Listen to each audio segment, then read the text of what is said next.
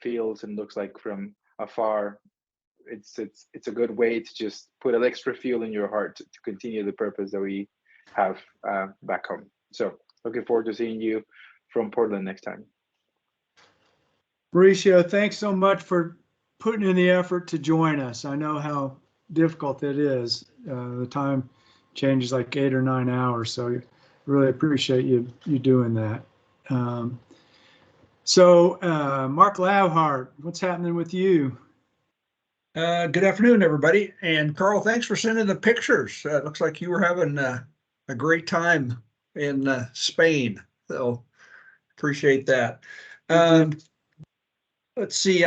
Last week I had the privilege of going to the Western Association of Fish and Wildlife Agencies winter meeting. They meet twice a year, once in the summer and once in the winter. The winter session is more of an executive session. It's mostly directors, deputy directors, and commissioners from the Western United States. It's a great opportunity. I try to go to all of those. It's a great opportunity because I get to talk to other commissioners and get to commiserate with them about different issues that they're facing with fish and wildlife and how they handle that. So it was really good for me. Some of you have heard me say it before, but life's too short not to steal good ideas from other people. So I try to do that as often as I can. We had a review of the best available science on lead ammunition and fishing tackle, and had a really good discussion about how much problem lead is with certain species, and particularly condors and raptor species and those kind of things. So we had a really good discussion about where that's headed, what states are doing about it, including Oregon. We had a discussion about migration corridors and landscape connectivity. A lot of states are well ahead of Oregon in connectivity issues, and particularly wildlife crossings. And I was talking to some commissioners from Wyoming and Arizona about that. And, they're in the 40s. We have 5. It's pretty embarrassing. And so I think we're pushing pretty strong, as you all know, about connectivity. And it's not just for big game. It can be turtles and salamanders and those kind of things too. So had a really good discussion about that. And I'm going to be on a conference call this month with some folks from here in Central Oregon regarding a fairly big project in this Subtle Lake area. And then we talked about there's a lot of issues around best available science, and Srishti probably knows this better than anybody, but when you have dueling papers that come in on different subjects, one paper says one thing and one paper says another.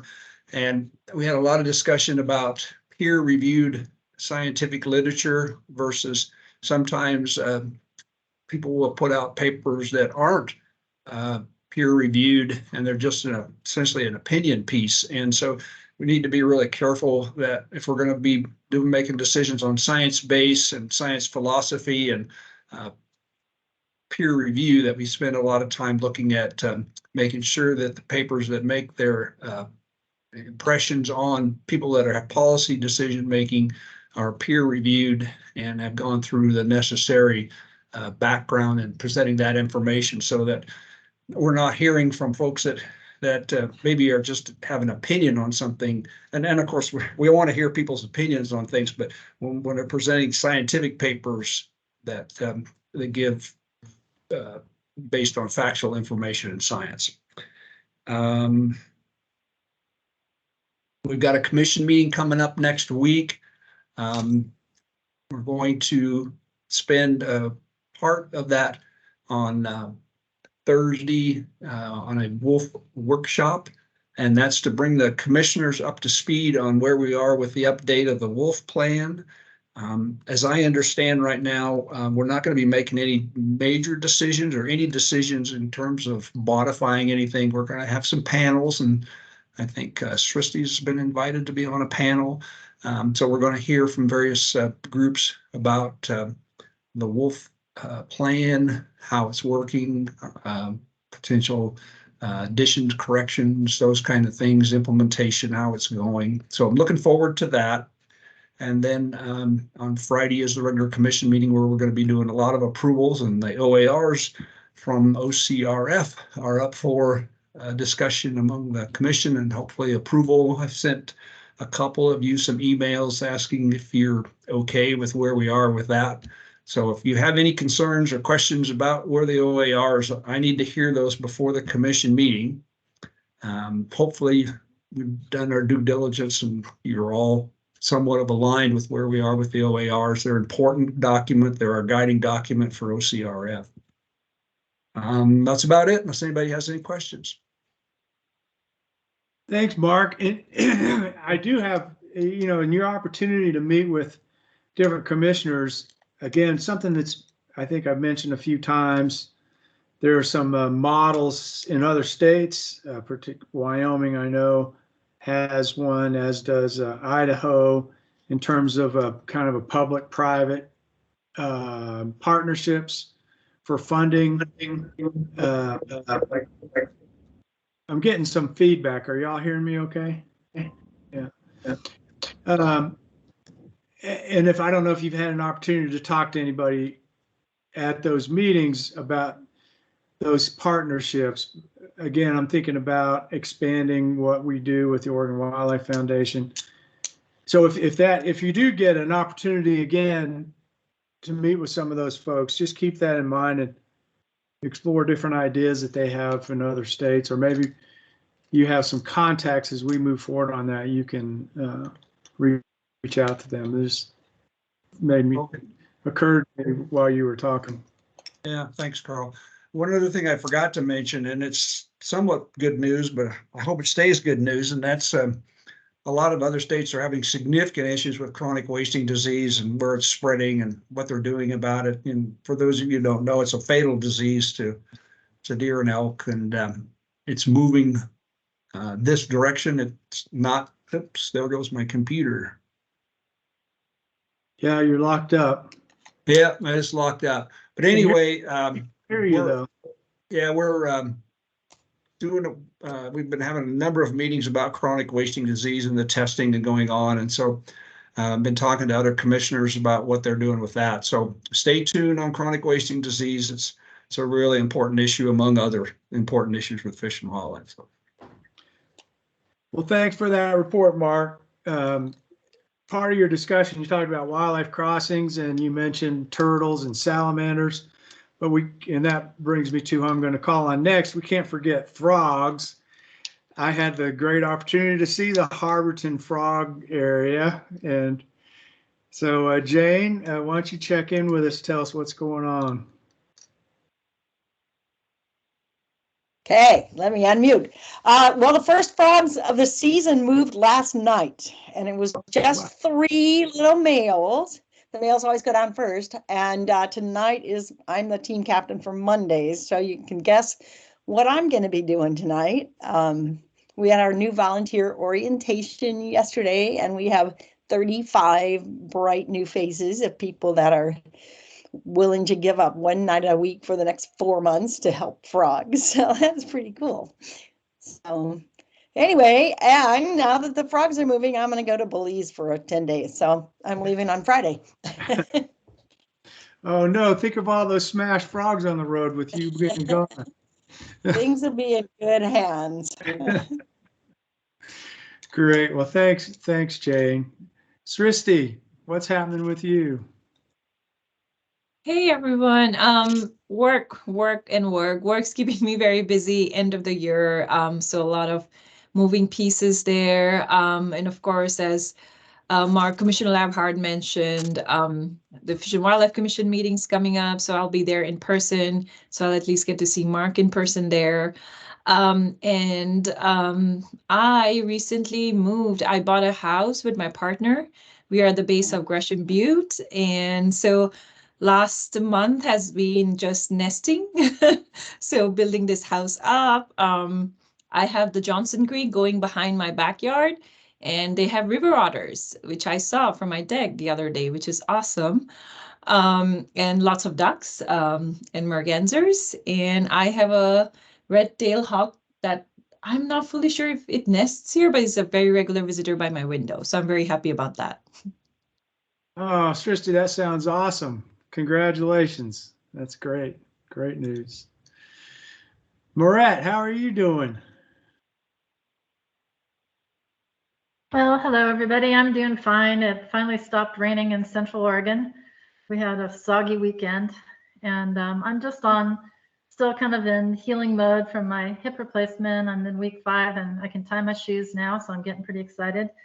And I've been writing for the local paper, so I've written on invasive species, and I did an article about White Chiefs Creek, Wild and Scenic River, and Carver Lake, the neo-glacial moraine lake that kind of kept the White Chiefs watershed from getting developed in the 80s because they were worried it was going to catastrophically fail. And so we ended up with a lot of wildland in a place where maybe we wouldn't have had it, and how we're protecting that. And then a profile on one of my yoga students. So I've just been trying to keep busy and out of trouble. Moret, I've had the opportunity to read some of your articles, and you ought to just send that out there. Every time you get an article, you ought to send it out to everyone. You do a really nice job, put things together really well. I've enjoyed all the ones I've read. Thank you. Yeah, so do that. Keep Okay. us informed. Mark Stern, how are you doing? Yeah, hi everyone. Doing well, thank you. We've been relatively low key lately, but we've been out on the island some, and there's been a lot of snow geese going by. Caught the snow geese flying in front of the full beaver moon, so that was kind of fun to see. And we were over in Central Oregon last week, and we had 40 to 60 elk right out the back door a couple mornings in a row, and something spooked them at some point. But we followed the snow trail, which there was snow on Thursday before there became rain on Friday, but could kind of see where they were headed and what they were thinking. So life's good. Great. Liza Jane, you seen any elk where you are? Yes, sir. Yes. Still have a resident elk on the ranch, which is exciting. And I watched some beavers. Srishti, your river otter comment reminded me it's my first live beaver sighting. Like, I see what they do. I see all the trees they cut down and all that on through the river, but I've never got to see them live on the place. So that's pretty exciting. Gosh, it's 50 degrees here today, which is just craziness. But really, my last week or so has been in the single digits and getting ready. Shutting down irrigation and all the things I could have maybe done earlier, but it wasn't cold yet. So hustled around, got all that done. Seems like it's a week of meetings, probably not compared to everybody else, but there's at least one a day. And let's see, I think Thursday, we have our this wildlife crossings initiatives with the Wildlands Network is kind of getting up off the ground and moving forward, talking about how to prioritize which place to focus on, and just a really interesting group of people that are coming together that care about that issue. So I'm looking forward to that. And I added a new creature to my menagerie here. I bought sheep a while back, and then I had, sheep brings predator concern. So what do you do?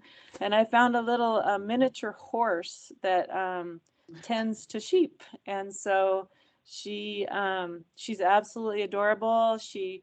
When lambs come, she does a little chortle that the ewes do and lets them stand underneath, and I'm smitten. I'm just really, she's a real cutie pie named Sugar. So that's what's happening around here. It's nice to be with you all today. And that sounds fun, Liza Jane. That's very cool. Reva, how are you doing? Are you there, Reva? Uh-oh. I am here. Sorry about that. I think that when there's a participant waiting in the lobby, it takes over my audio. Oh. Hi, everybody. I think I know who I need to visit now. It's Liza Jane. I need to go meet her new little Sugar. sounds adorable. Yeah, I've been well. I also recently moved like Shristi, and just also nesting, trying to settle into the new house. So mostly what's been keeping me busy. We also have Jenna Marmon here, I see. So she's one of our newest members of the committee. I think this is the first meeting with Jenna and our chair at the same time. Is that right? I think so. I think so. Yeah. I had to miss a couple. The last two, unfortunately, were conflicts for me. Yeah, I was going to, in fact, wait until now to call on you, Jenna, because I think you've met a lot of the folks on the committee, but not everyone. I think maybe you can give us a little bit of background and tell us who you are and what you've been up to. Sure. So hey everyone, happy Monday afternoon, happy December, which is crazy. I still can't believe it. I'm Jenna Marmon. I'm the planning and design lead for Oregon Parks and Recreation. And so I've been with the agency now about 1.5 years. My background is landscape architecture. I came to Oregon via Iowa, where I got a degree in landscape architecture from Iowa State. Yeah, that's about it, really. I live in Ashland, and yes, things got cool, but then they warmed up here as well, sort of oddly. But it was also very soggy. And I would prefer to go to Belize with Jane, but also come visit Sugar, perhaps. So maybe that could be arranged somehow. Yeah, there's a lot of nice opportunities out there, knowing the folks that we know. Then we can all go visit Mauricio. Yeah, Valencia. totally. Necesito practicar mi español. Well, Jenna, we welcome you to the committee. The recreation piece is a really important thing for us, and we're trying to figure that out. As you'll hear in our discussion, trying to figure out exactly how we tie that into our mission and all of that. So I really appreciate you being here and really hope to get your input on your thoughts. So I also see that Sarah's here. Sarah might as well be a committee member because she's always here, and I'd like to hear what's going on in her life. Oh, thanks, Carl. Good to see everyone. And, you know, I too can't believe it's December, but here we are, and also excited just about today's agenda and all of the focus on the strategic plan. I feel like I've been very pleased with just where the conversation has gone and some of what you all have been discussing, and so excited to kind of tune back in. I've had some other things that have taken me away, some, you know, helping take care of my parents and things like that have taken me down to Arizona. It's that time in their lives for sure. So, but happy to be here, and you all, every time I tune in, you all are going on these amazing trips and vacations, and I feel like all I do is work. So I like to live vicariously through you all and all these amazing places that you go. But I will say that we did just book a trip to Portugal for June, and so now I get to daydream about that for the next 6 months. Great. Well, Sarah, we appreciate all that you've done for the OCRF and the attention you've given us. And that actually, we got some housekeeping to do, but I think we're going to talk about the OARs here as part of the agenda here early on, just to go over that. Sarah worked really hard on that, and we'll have an opportunity to discuss that before we move on with our strategic plan. Isn't that right, Reva? We're going to talk about the OARs for just a second in the agenda. If we're not, we should. We can make some time to talk about it. Let's do that after we do the minutes, just because they're out there. They're going to go before the commission, and I have a couple of questions that maybe Sarah can answer, and so we'll do that. So do you need to recognize folks in the audience Reva, at this point? Yes, we have quite a few members of the public that I see have joined us today. So thanks for joining. I see Dennis White, thanks for joining. James Frazier, Jim Hammett, and Lauren Link. Let's see, is there anybody else? I'm not seeing anyone else there, and sorry if I've missed you. But yeah, thanks for joining us today, and there will be a moment for public comment. It'll be I think it's our third or fourth agenda item today. It's supposed to be happening around 2:30. If you want to send me a message in the chat, and we can make time for public comment. Thanks, everybody. Yeah. We have Tiffany Caldwell here as well from ODF&W. And I'd like to point out that Jim Hammett, who is here monitoring this meeting, is one of our applicants for the Far Eastern Oregon. We appreciate Jim taking time out. He's way out in the middle of nowhere, has some kind of miraculous internet connection that's allowed him to participate in this. He's out chucker hunting. So appreciate him joining our meeting. Okay, so with that, I guess let's get the minutes done. Do you have that motion, Reva? I do. Can you all see my screen okay? Is that showing up? Yes, Yeah. it is. Okay, great.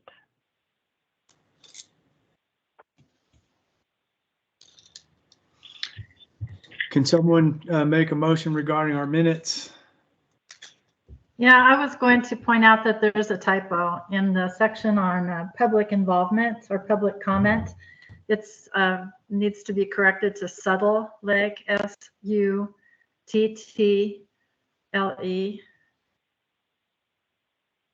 And otherwise, I move to approve the November 6, 2023 meeting minutes with the addition, correction, deletion of that, and continued authority to correct spelling, grammar, and punctuation.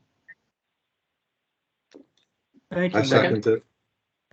We have a second from Mark. All in favor? Okay, looks good. So we got the minutes done. That's just great. So Reva, let's just for a second talk about the OARs. We'll stick that in there right now. So those were sent out. I think many of you got those this morning. I don't know if everyone has had a chance to look at them, but it's really nice to see them written down. I think there's Mark has his hand up. You want to make a comment about them, Mark? Well, just a question. You know, I saw them sent out this morning, but maybe a question for Reva and Sarah. Is this the same draft that we looked at last time and gave the thumbs up to, I believe? This is the one that it's actually gone through DOJ and Director's Office review. So there was that one that we all approved, and then it did have to go through that additional review. And so those edits were then incorporated into this draft that was sent out this morning. And did DOJ and the Director's Office have more comments or changes or edits or? They did make a few changes here and there.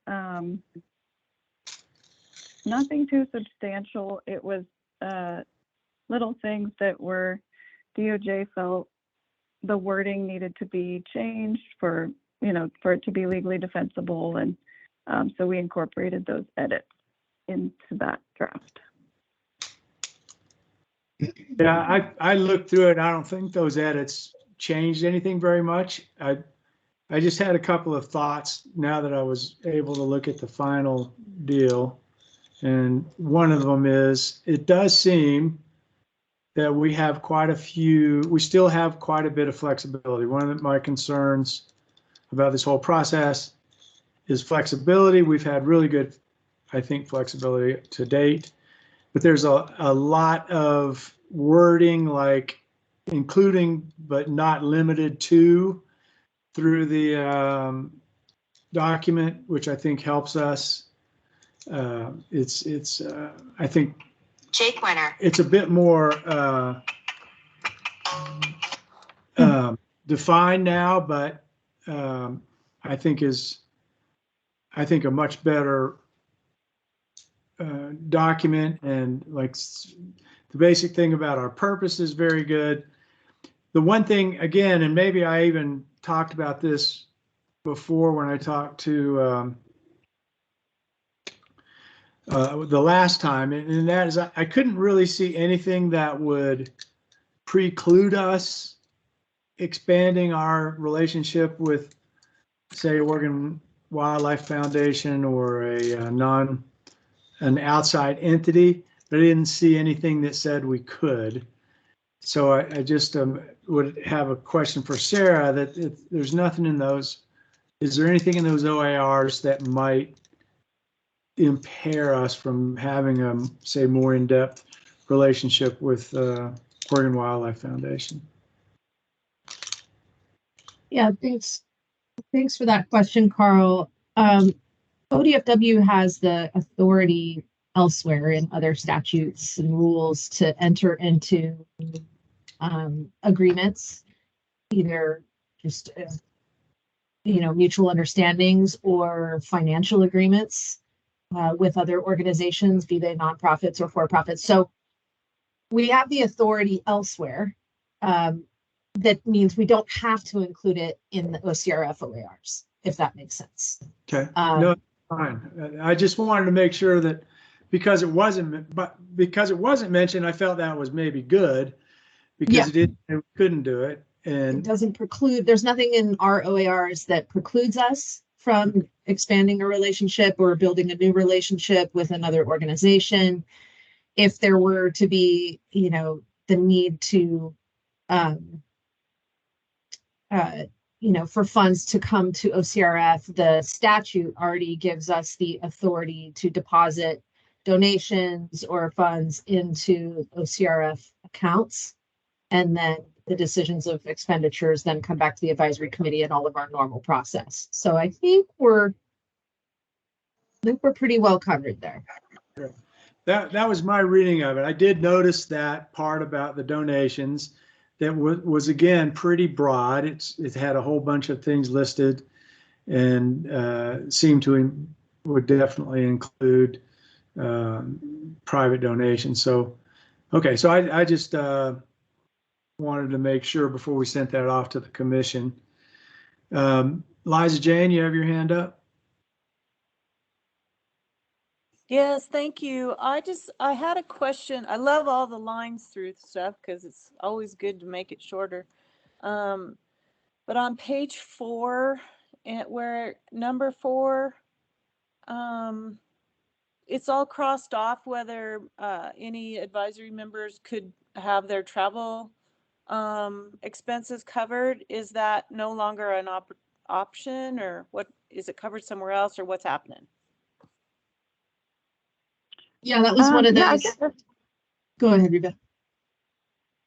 Sorry, I was just going to say what you're saying. It does appear somewhere else in the document. I think it just got moved, is what I recall for that. Okay, I was afraid I'd get busted for not reading the whole thing when I said that, but I didn't see it right off. So I believe, Reba, that ended up being just deleted from the document because it is addressed elsewhere in other statute and rules.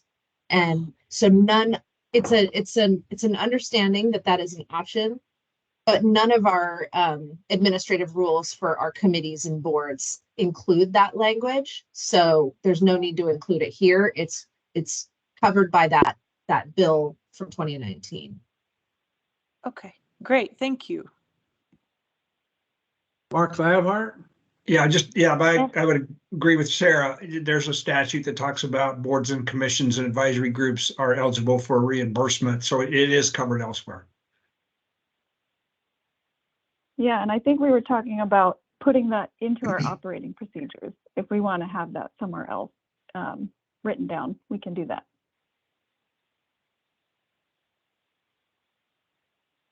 Okay, any other questions? So that's those OARs that Sarah certainly put a lot of effort into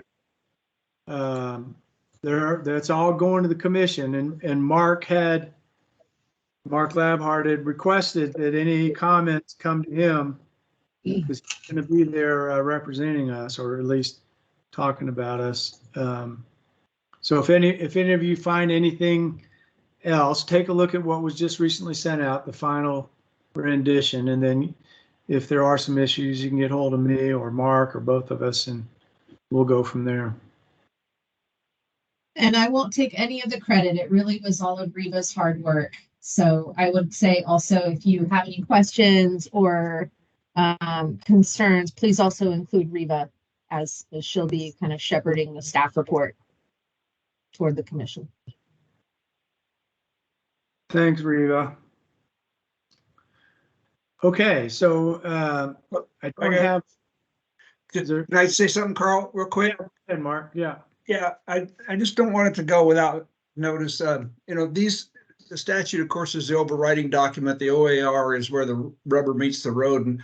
And I just want to thank you all for your work on this, both the staff and the advisory committee members. Sometimes it's minutia that we're dealing with, but it is really, really important, and it guides the OCRF now and into the future.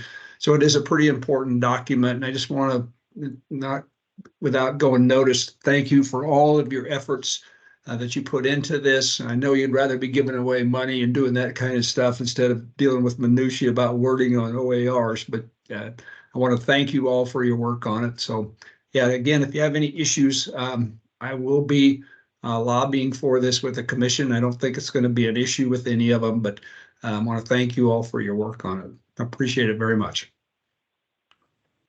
Mark Stern. Yeah, hi. I'm just reading it on my phone for the first time since I wasn't around this morning, but just a question, and maybe it's there, but there's a section, the advisory committee duties and recommendations and procedures, that's all crossed out. So I guess my question is, does that show up somewhere else, or? Yeah, I think that was the one that I was remembering had been just moved to another section and reworded. The title was reworded a little bit. Purpose of the advisory committee members, I think, instead of duties. And yeah, so that should all be there, just moved down to another Well, section. I don't see it further down because the document ends shortly thereafter, but I guess there is. It's moved up. It's moved up to 0030. Yeah, because I did read I read that, and it didn't seem that much different when I saw it. Just check on that, Reva, make sure that that's all in there. Okay, so I don't have oh, wait a minute, there's Kelly. Hey, Kelly, how are you doing? Hi, I'm so sorry. I'm doing good. I was out sampling turbidity in the Rogue, so I just got back late from Magnus. I'm so sorry. How turbid was it? It's pretty brown. We've had like 10 inches of rain in the last 2.5 days, so it's a lot. Oh, wow. Well, it's fun to see though. There's water coming out of every hillside everywhere. It's just crazy. Yeah, we got some of that too, but we're like Liza Jane, it's 50 degrees here, which is like nuts. Okay, so great. So Reva, I don't have my agenda in front of me, so are we ready to start with Sherilyn? Or is there something else? I just have a few quick program updates, and I'll be quick and then let Sherilyn take over. Since we have her for our very last strategic planning session today. So everyone can all still see the slides, I hope. Yep. Yes. Okay. So I just wanted to go over real quick. We've already talked about it, but the OARs are going to commission next week and for approval, and then wanted to touch real quick on again, for members of the public that are online today, we are moving towards a fondant grant software. program, and it's being built out for our applications. And so that login, you're going to be able to create a login and go in, and it'll be open on January 30th for our next coming spring cycle competitive grant cycle. And then for the advisory committees members, that would also mean creating a new login for that fondant within Fondant, and then that's where you'll go in to do your reviews for this upcoming grant cycle as well.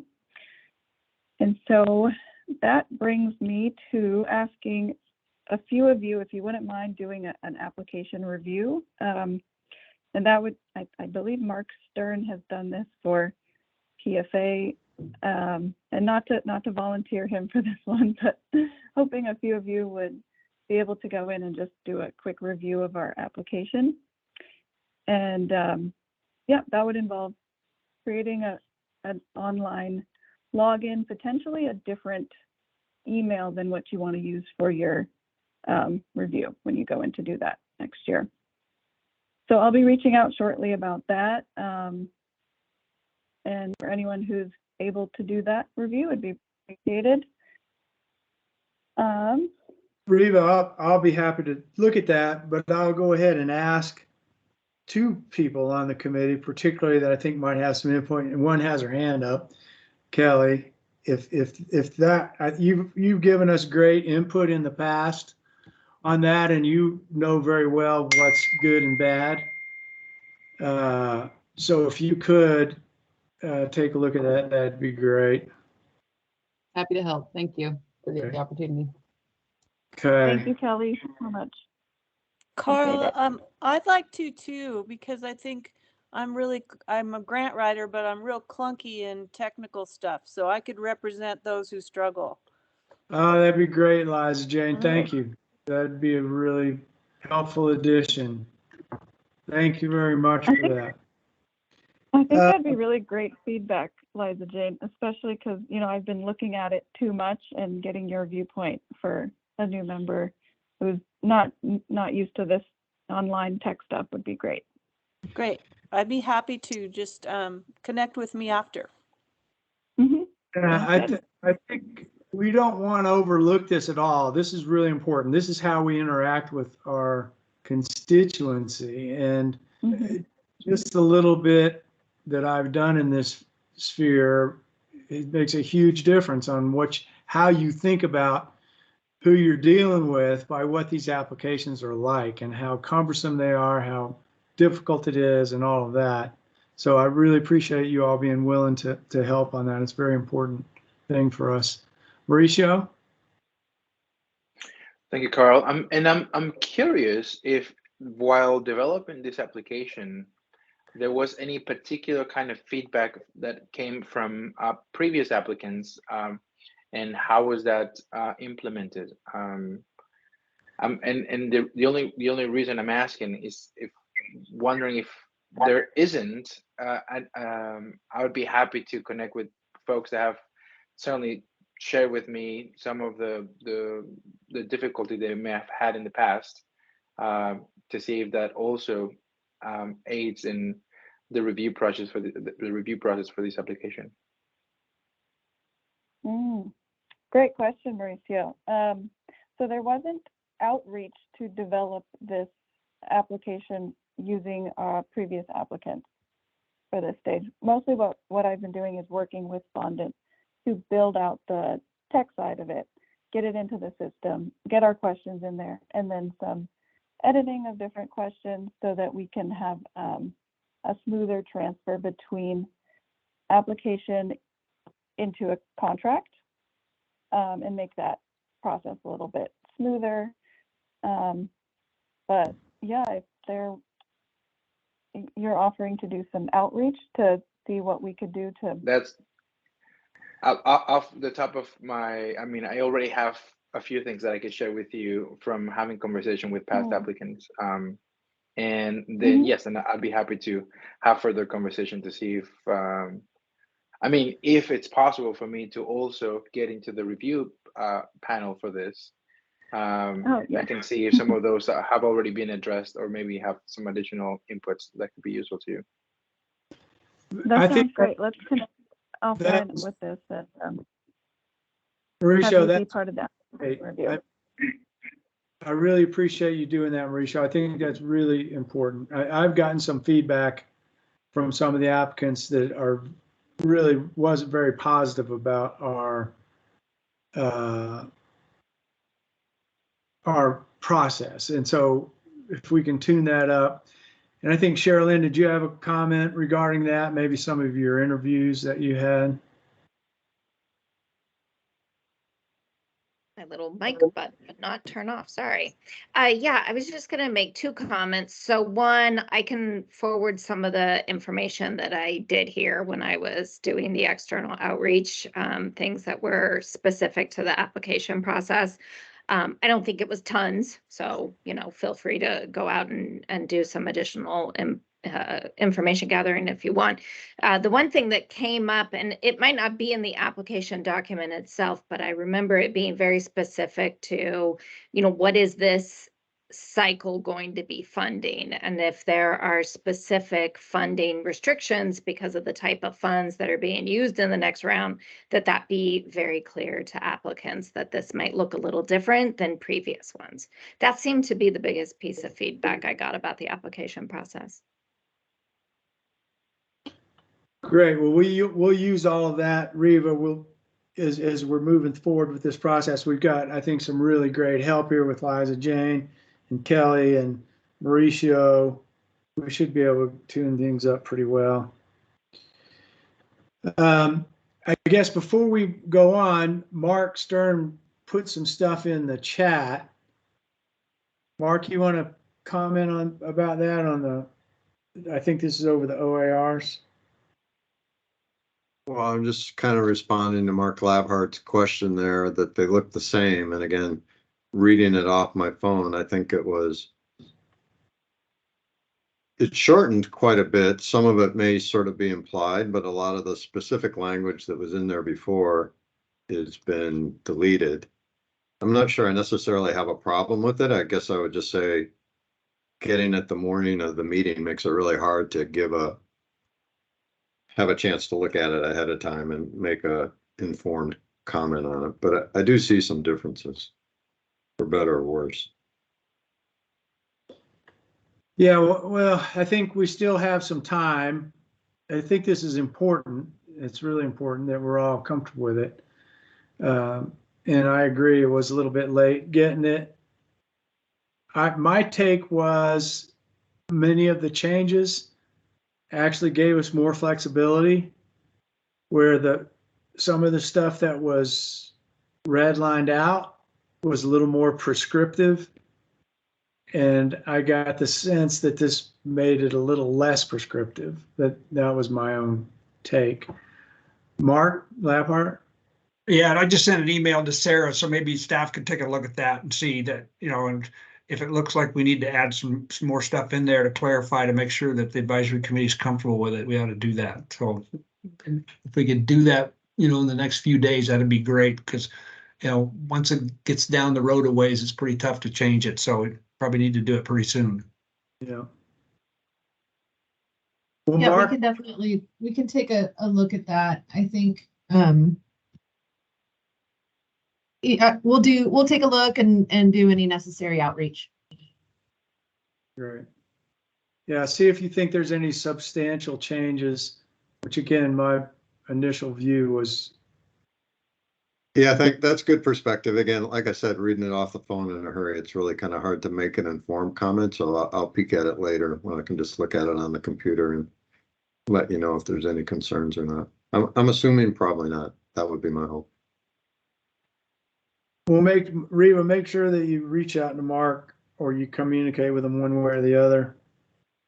Mark's always good about finding that kind of stuff. Okay. Any other comments about that? Okay. Well, I think we're through the business side of the meeting, and now we can get with Sherilyn and get to work on concluding this strategic planning process.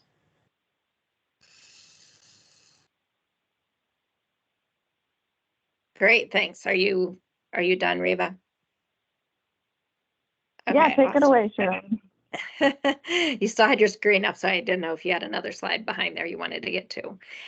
So a couple of objectives for today, just to go over with you. So after and catch you up on where we were last time and what we did in between meetings. So after the last meeting, I had asked that everybody just take another look through the goals and actions, make sure really that there was nothing missing, right? That we weren't just addressing an area that you felt was important to address.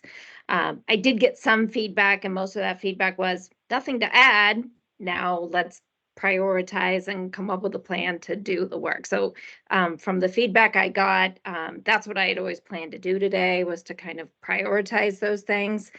So my main objectives, and if we need to make any adjustments, let me know. Carl, I noticed you left me a message, but I didn't get it till I was logging into the meeting, was to prioritize the actions. So I'll probably give you some time to look through those.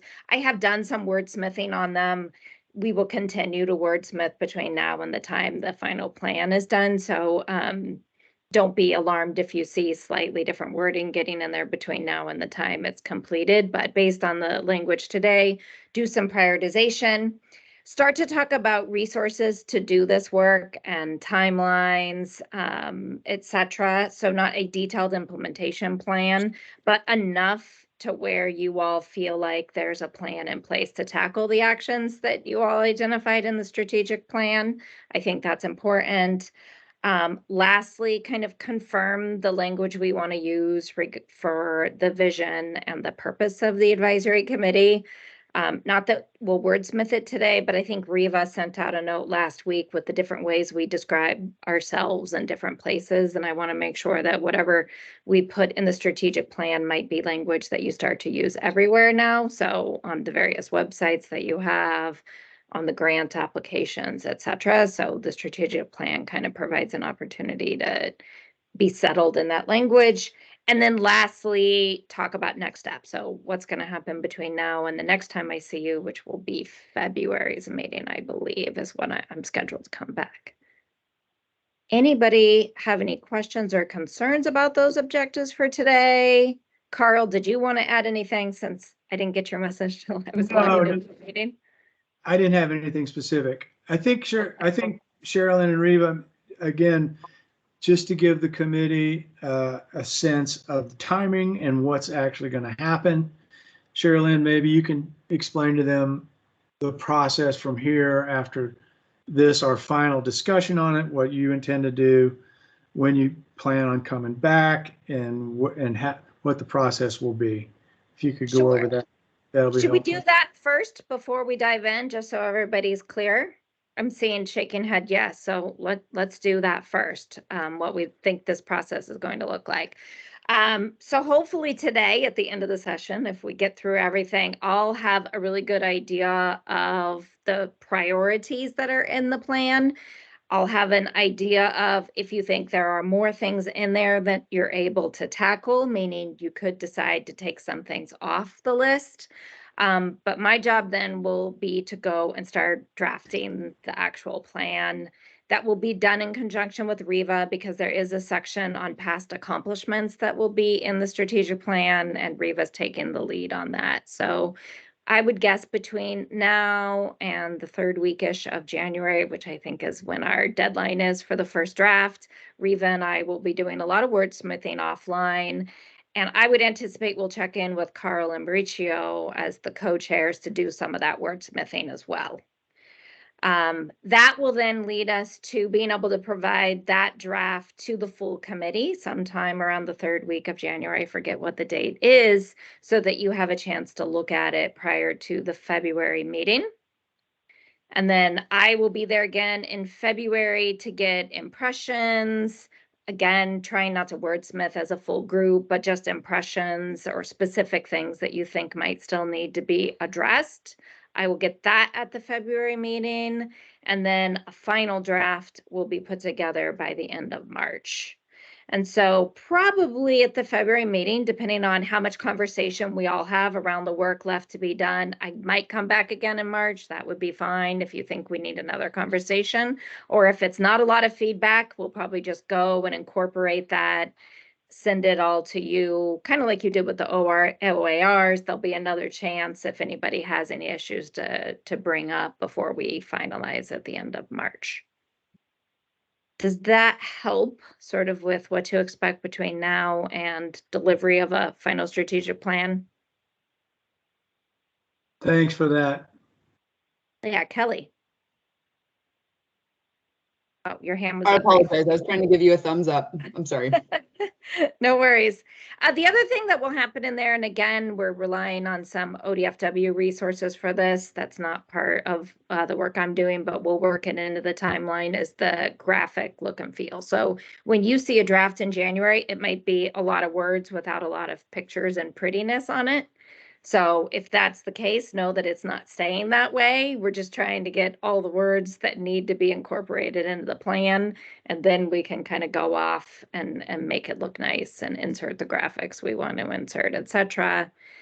And then lastly, I would say we're still sticking with what my preference was, and you all agreed at the first meeting, which is short and sweet is more important than a novel that nobody will read. So we'll be making sure we try to accomplish that goal as well. Liza Jane. Thank you, Sherilyn. Will we have input as well on the graphics? Like what pictures are? Sure, if you would, great. If you would like to, and or if you have specific graphics you'd like to contribute, I'm guessing whomever, we haven't talked about that yet with Riva and other ODFW staff. I'm sure everybody would be welcome to see what those suggested images are that you would like to see included. Great. Yeah, I was just looking through our website stuff with ORCF, and there's a picture of people hiking, drinking out of plastic water bottles. It's a beautiful view, but I was just like, oh, you know. So it made me think I'd love to have eyes on that. Plus that sense of urban rural, always trying to keep those things balanced. So thank you. I'd like to. Yeah, no worries.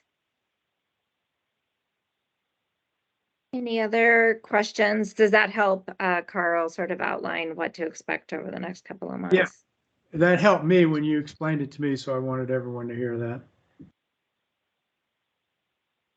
Right. Well, if we are ready to jump in, my recommendation is that we go through kind of what we have there and start talking about priorities and getting some of your input.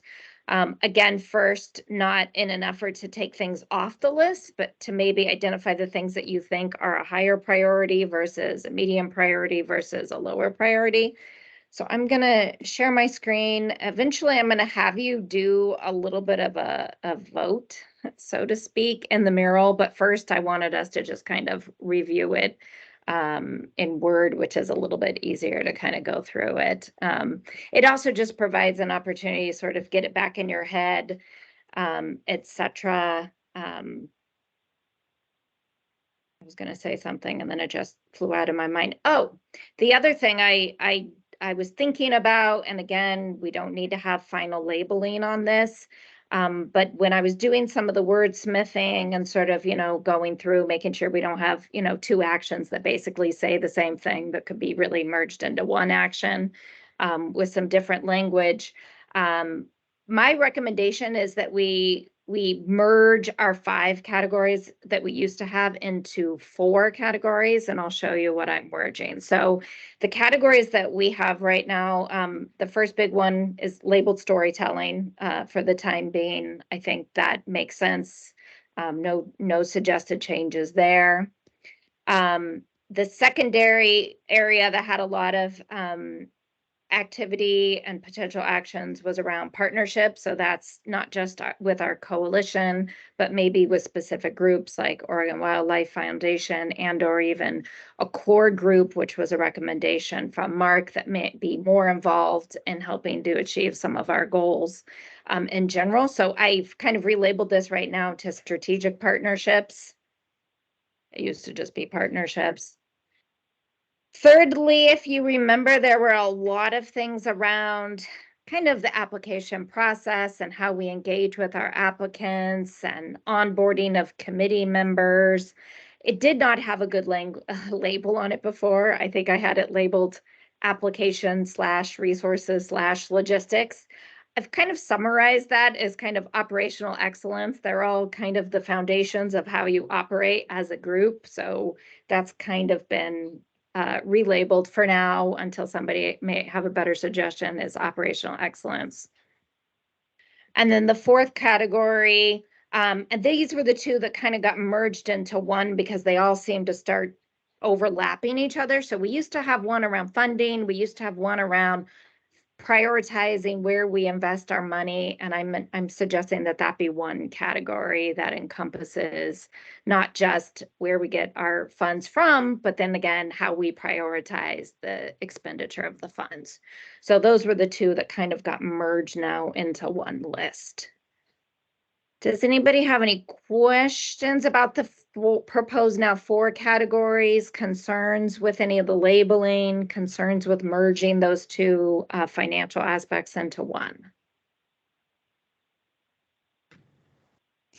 This is Jane, and I have one concern. Sure. That's that maybe they're in the wrong. Maybe they're in the wrong order. That the last one should be first.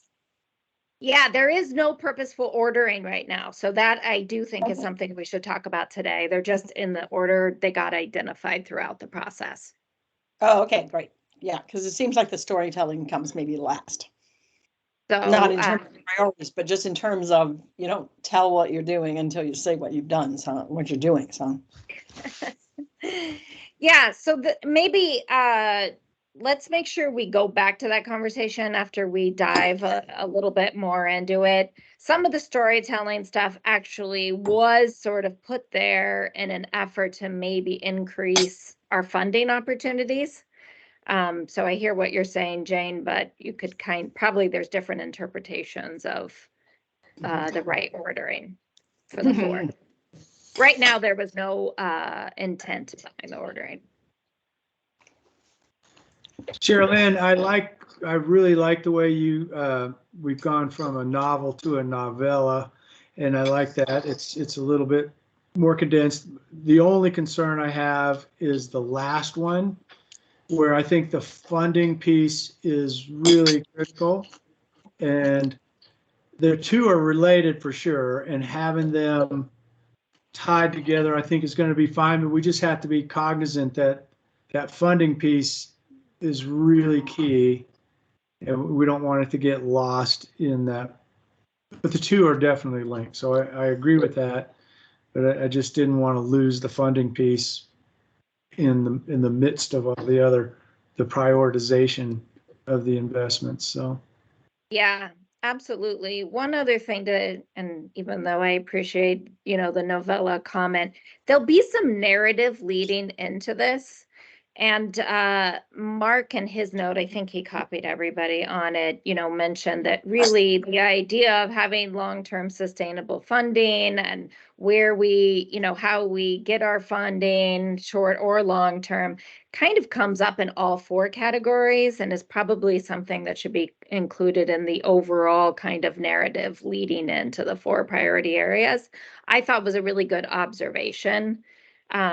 I don't want to misrepresent what you said, Mark, but did I interpret what you would put in that note correctly? Yeah, I think so. It sounds good. I can't remember. You probably don't remember what you wrote. It was a few weeks ago, but I think your point was the funding is coming up in a lot of these different priorities, right? So we have this one area where we're a little bit more focused in talking about the funding, but it's touched on in other areas as well. And so maybe in the overarching theme of the plan and some of the intro narrative, that should be called out kind of more specifically as something that unifies all 4 of the categories. Yeah, that sounds right.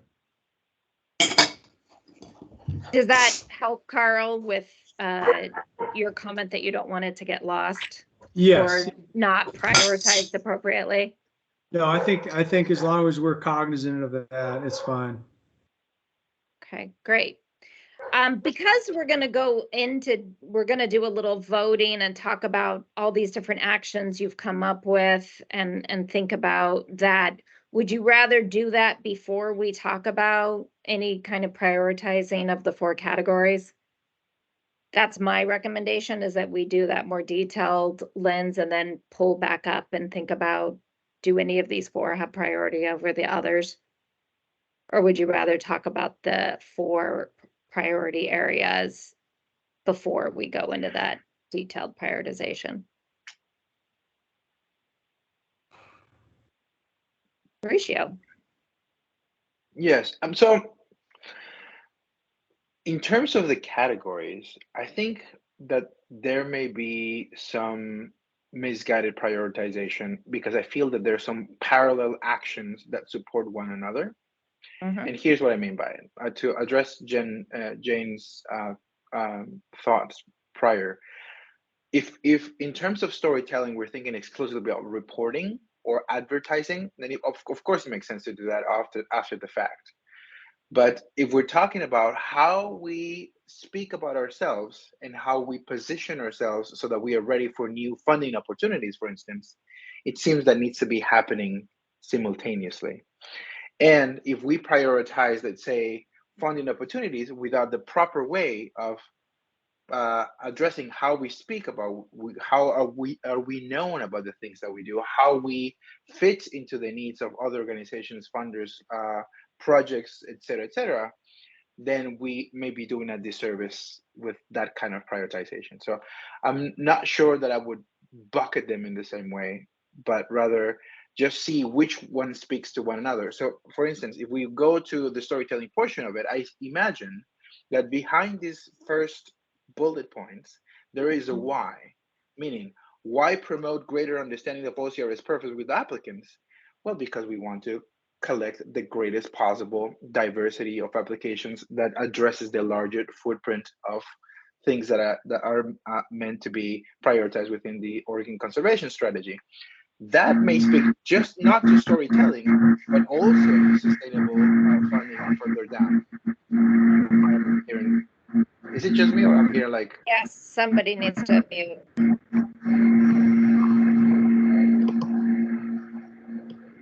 Reva might be able to do it. A mass mute. So what I'm saying is that maybe prioritizing each of these categories so that we work on one of them first may be misguided because it requires one or the other at the same time. Yeah, that's I'm glad you brought this up, Mauricio. So in my mind, for the strategic plan, we're not prioritizing the 4 categories. I would anticipate you're probably doing things in all 4 of these categories. The prioritization we might be doing is specific actions within the different areas.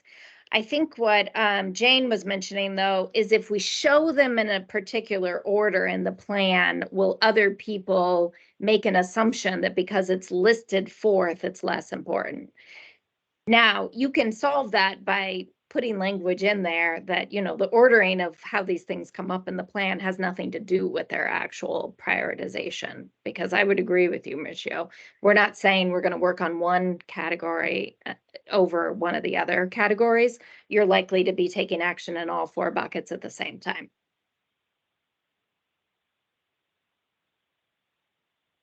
Does that make sense to everybody else? We're not going to prioritize those 4 categories. But Jane was just mentioning, by listing them in an order, we need to make sure people are not making the assumption that that's our priority order of those, or that first one is more important than the 4th one. Okay, good. Sarah. Sherilyn, can you scroll down so I see storytelling is one of the buckets. Strategic partnerships is one of the buckets. Operational excellence. And that's the 4th, funding and prioritize investments. Funding and prioritize investments. This is the one I think that needs a little bit more definition. To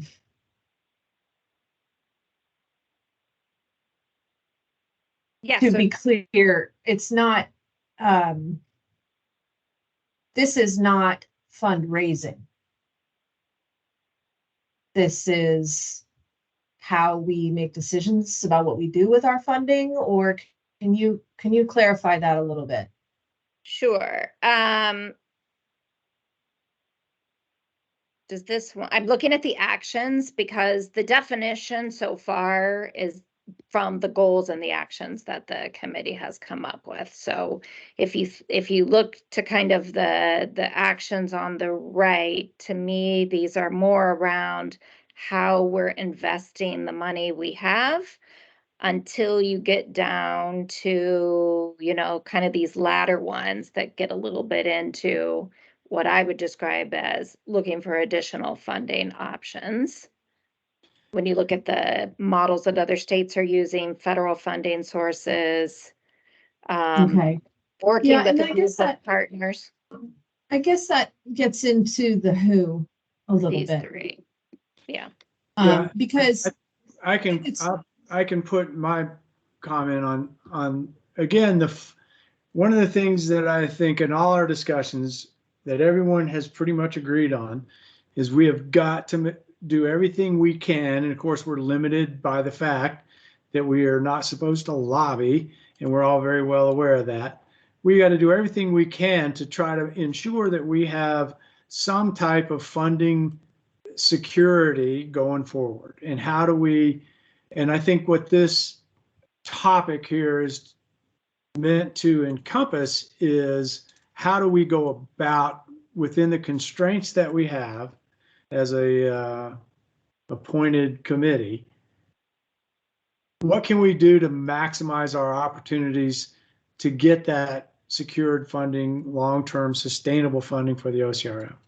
I think everyone has identified that as a huge impediment, and that we never quite know what the heck's going on, where the money's coming from, how much we're going to get. And anything that we can do belongs in this bucket. And I think that's at least my perception on what this is about. And of course, there's also the ideas of prioritizing within that. We've been given mandates. Well, this is going to be about drought, or this is going to be about animal migration. So we're having some constraints placed on us. And so that impacts how we prioritize things as well. So I think they're together, but my initial point was the funding part is critical to everything we're doing. And as Sherilyn pointed, it sort of shows up in every of the bucket. I definitely have heard that throughout this process, and I agree that it is absolutely critical. But what I am trying to communicate is that we need to be really careful that it's very clear on who does this. So it's not the committee's role or work to secure the funding. It is the departments and partners' role to secure the funding. Your role is to demonstrate through action and through storytelling the value. And if given that the committee is constrained to not be the one, hustling for more money and lobbying for more money, what you can be doing is creating and telling the stories of all the amazing things that OCRF and the committee are doing, so that others can pick that stuff up right up off the shelf and use it in their work.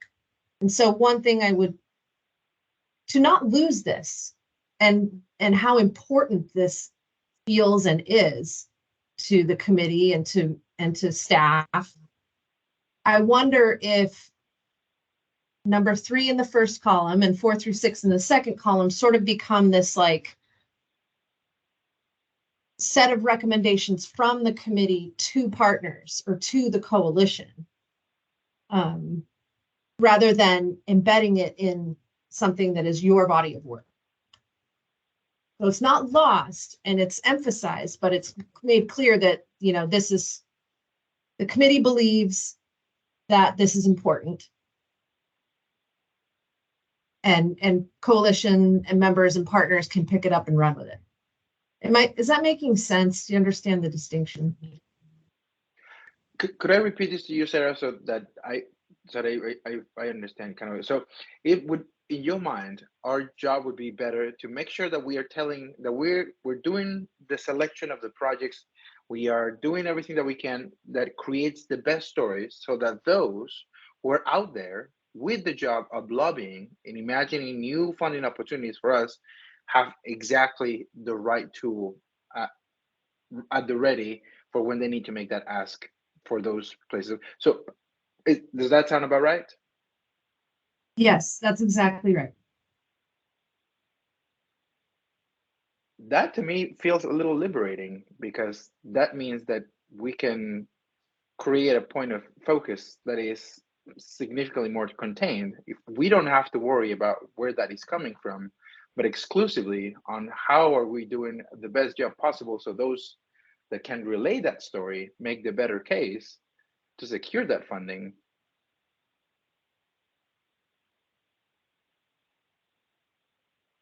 Yeah, I would just add, I guess, Mauricio, you know, I guess I would not worry if I was reassured that others were worrying enough and able to take action, because that's where really the rubber hits the road. And I think in some ways, as everybody knows, when the OCRF was created and the advisory committee was created, there was actually an onus on us to raise money to help OCRF get launched and get off the ground. So I think it's a noteworthy distinction on whether we identify ourselves as having a concern about where the long-term stable funding happens and when or not. Excellent point, Mark. And I'm wondering so do we know who are those that need to be worrying about that, and can we make their job easier? There you go. And that, I think, was kind of the spirit of the number 6 action, was to figure out who those individuals are so that the advisory committee can support them in their work. That was how I interpreted the intent of number 6 when it came up. I think Srishti had her hand up for a second. Yeah. Oh, yes. Thank you, Carl. I was just going to basically echo Mark Stern's point that it's the connection between who's going to advocate for OCR funding and how do we make it an important issue for them. That's, I think, currently missing somewhere. I fully agree with the distinction that Sarah made, but I carry the concern that Mark has, which is that the urgency and the competing interests for different stakeholders when they go to advocate and lobby for various things that the legislature can make them deprioritize OCRF, feeling a sense of security because this is already housed under ODF&W and therefore is quote unquote ODF&W's problem.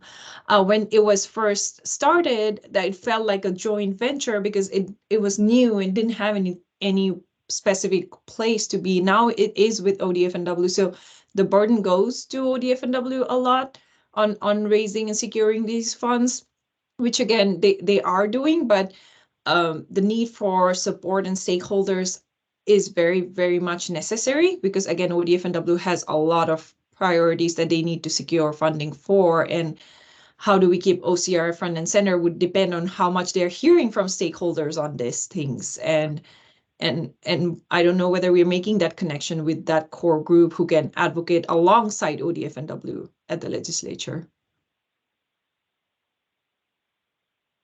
Mark Labhart? Yeah, I may just contribute to the confusion here, but you know, when we first started, we had to work really hard for a couple of years even to get noticed by the legislature. And then when we got noticed, we didn't get, you know, well, okay, you're going to put $1 million in, but you guys got to go find $1 million. And I don't know what you guys as OCRF or the department or stakeholders or whoever, but you got to find a match.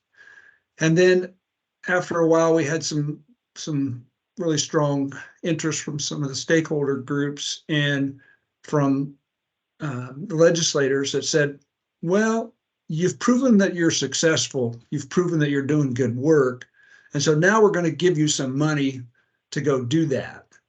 And so where I come in now is, well, that's great, but we want to be like other programs like the Restoration Enhancement Board, the Access and Habitat Board, where they have secure funding every year that the department doesn't have to worry about it. Well, of course, they have to worry about it with the legislature, but it is pretty secure. And so where I want to go is be the same with those other entities with OCRF, where we know we have a secure funding source because now we've proven that we're successful. And so to me, I agree with Sarah to a certain point, but I also, some of you on the OCRF Advisory Committee are in fact representatives of stakeholder groups. And some of these stakeholder groups will come to you and say, well, where do you think we ought to go to the legislature with priorities? And some of you might say, well, I think it is important that on our behalf of the Audubon or defenders or whoever to lobby for us. And so I agree to a certain extent that the advisory committee's role is to advise the commission on projects and implementation of those kind of projects. That's our main purpose, and working with applicants and donors and so on to do that. But also there's some of you that are connected with groups that provide that funding. And so how do you word that in a strategic plan in a way that, because I agree, if you don't say anything, some people are going to say, well, you're just the advisory group, because I talk to R&E board members all the time that say, we need more funding here, and Access and Habitat, they're advisory members too, but they're lobbying like crazy for, funding and those kind of things. And so I don't know where it fits. So I've probably just confused the whole thing there. But my whole emphasis is, if we've got to get past this point of going to the legislature and begging every time with our stakeholder groups and our lobbyists and legislators and the department of, can you please just give us some money? We're doing great work. And so get us to a point where we can have adequate funding. And I don't know if the OCRF is part of that position or should be separated from it. Because right now, when Carl goes down there to talk about it in front of the legislature, they listen. And it's powerful. It's a powerful message that's being delivered. Now, is he saying, well, I'm just the guy here implementing the program, or is he lobbying for us or not? Well, I can see both. So have I confused things more or clarified something? Well, let Sarah tell us whether she thinks you confuse things or not.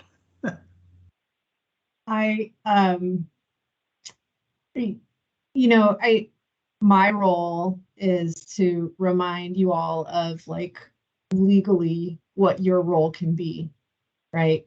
And so as individuals, you can represent yourselves, or you can represent the organization that you work for or affiliate yourself with. But as individuals, you cannot represent OCRF. You are only OCRF is you as a collective advisory committee with quorum. Otherwise not. You also cannot lobby. So you can go present to legislature on the stories of the amazing things that we've been able to accomplish, or you can present to them on the gaps, what we have been unable to fund. But you cannot take that conclusionary step of saying, therefore you need to give us more money. You legally cannot. So the why, back to Mauricio's point, the why of the storytelling in part is so that others can take it and run with it, others who have that ability to lobby. When Shristi goes down to the Capitol, she is not wearing her OCRF hat. She's wearing her, I'm going to get the acronym, WELK, Are you right? She's wearing her Western Environmental Law Center hat. Or she's wearing her Oregon Wildlife Coalition hat. And so I can't emphasize enough that distinction. And how we need to be very clear with that as a sideboard. And so doing everything we can to lay the groundwork for others we want to give them as much information as possible so they can take it and run with it, to really share the powerful stories of not only the way in which the advisory committee is prioritizing our, greatest conservation and recreation and, DEI needs, but also maybe where we've been unable to accomplish some of these urgent conservation needs that we have here. Well, having been the person going before the legislature and being clearly schooled on what was appropriate and not appropriate for me to say, what we still can play a really powerful role as the OCRF, telling the story. You don't have to go there and say, you need to give us money, but you can sure tell what the story is. And we were very effective in that way.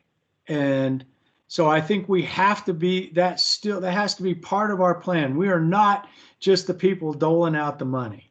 We're not the people doing the nuts and bolts. We're more than that, because this goes on another level. Just what can the OCRF become? What are we now? That's one thing, but what can we become?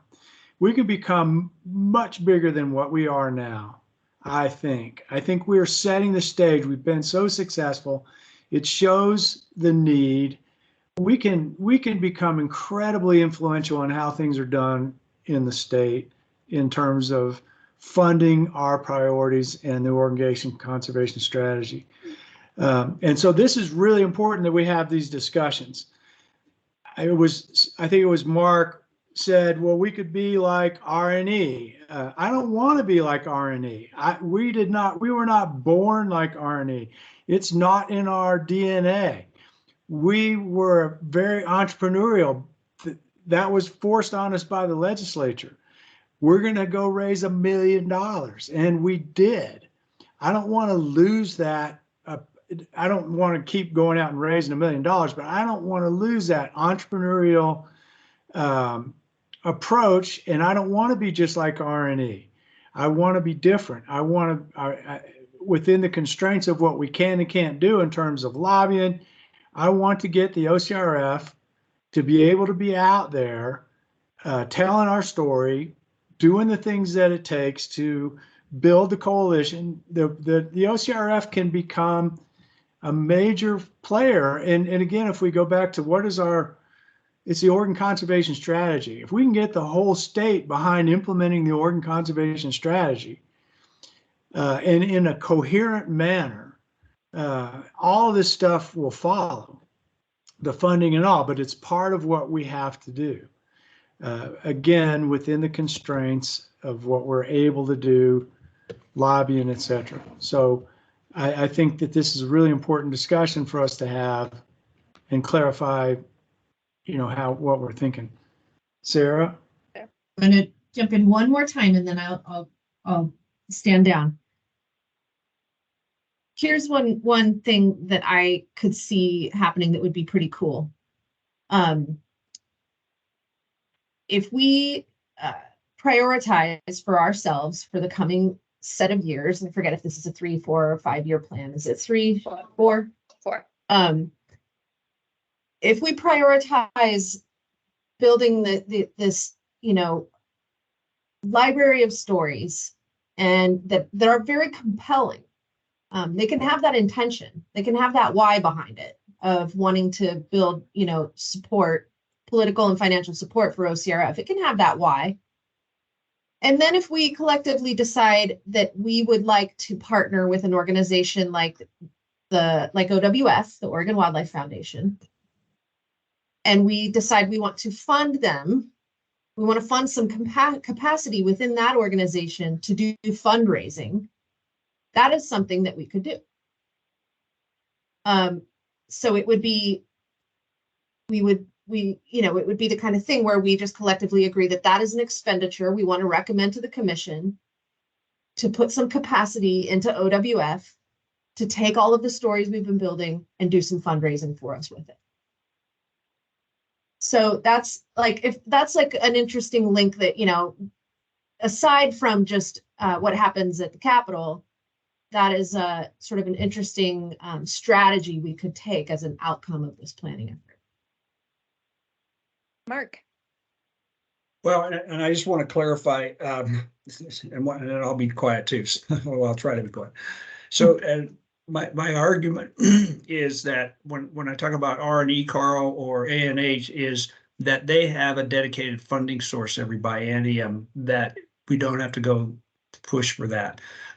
OCRF is zeroed out every biennium except for the carryover that we have. And so all I want to do is try to get this program with a dedicated funding source, whatever that looks like, so that we don't have to, not we, the groups that are out there lobbying for us don't have to fight for us every time. So, because they don't have to fight for R&E and A&H, it just sails right through because they have a dedicated funding source. It isn't that I want you to be exactly like R&E. So just to clarify that. And I agree 100%, Mark. We need that piece as well, but I think I'm thinking way bigger than that. And I really appreciate Sarah thinking outside the box, putting forward an incredible idea of what could happen. Just by example, we're not going to come up with that plan today, the specifics, but we set the stage for that in what we're talking about. We set the stage for that kind of thing happening if we're thinking big. And again, I want, not everyone on the committee was here at the very beginning. I don't want to lose that incredible energy we had when we were sort of unleashed and sort of told, oh, go raise $1 million. And we did. I don't want to lose that entrepreneurial approach and that think outside the box approach. That has to be built into our DNA, and that's what we're transcribing our DNA right now. And I want to make sure that that's still in there, because again, I think we all know the sky's the limit here. We're never going to have enough funding. There is no way we'll ever have enough funding. We just have to maximize what we can get to do the work that we all want to see done around the state. And this is the way to set the stage for that, by thinking. And when I said I don't want to be R&E, I didn't mean I didn't want that recurring funding source. I'm thinking beyond what R&E is doing now. Mark Stern. Yeah, I think it's an important distinction that you guys are talking at, but I also think there's some opportunity to, how things are nuanced and finessed carefully. On the one hand, Ms. Sarah, you said, you can describe what's not being funded. Carl, everything you just said could be described in what's not being funded as an opportunity. So I think there's some careful use of words, I think, in presenting those ideas that could achieve some of the outcomes that I think we're interested in. So what I was going to suggest, I was starting to do a little highlighting as you were all talking, that we look through these actions, because those are the things we're saying, this committee is going to take action on. You're actually going to do these things, and think about the wording that's there to accomplish what you just said, Mark, right?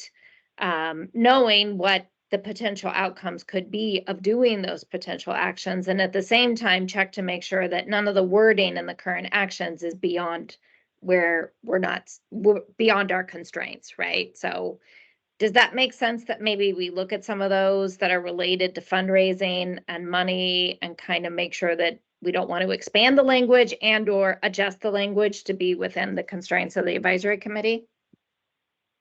Was Sarah kind of helping us along the way when we have language in there that's beyond the committee's role? Would that Sure. help? What's clear to me in this is how all these different buckets are actually totally related. For They're, sure. they're not separate. They're not separate. And but it helps because we're humans. It helps to kind of subdivide them out. But as long as everyone recognizes that this is all part of a bigger thing, I think we're setting the stage. Or we need to, if the committee's in agreement, we're setting the stage for something even bigger. We've done really well. We've been very successful. But as we all know, it's been a drop in the bucket. I'm talking about making a more of an impact on the bucket, and how do we do that? And it's going to be multiple efforts. It's not going to just be the legislature, although that's going to be a key. We have to be setting the stage for that with this process. And we're going to task Sherilyn with trying to put all that together. But part of the reason I'm saying all these things, I want Sherilyn to internalize those ideas as she's thinking about how to organize this.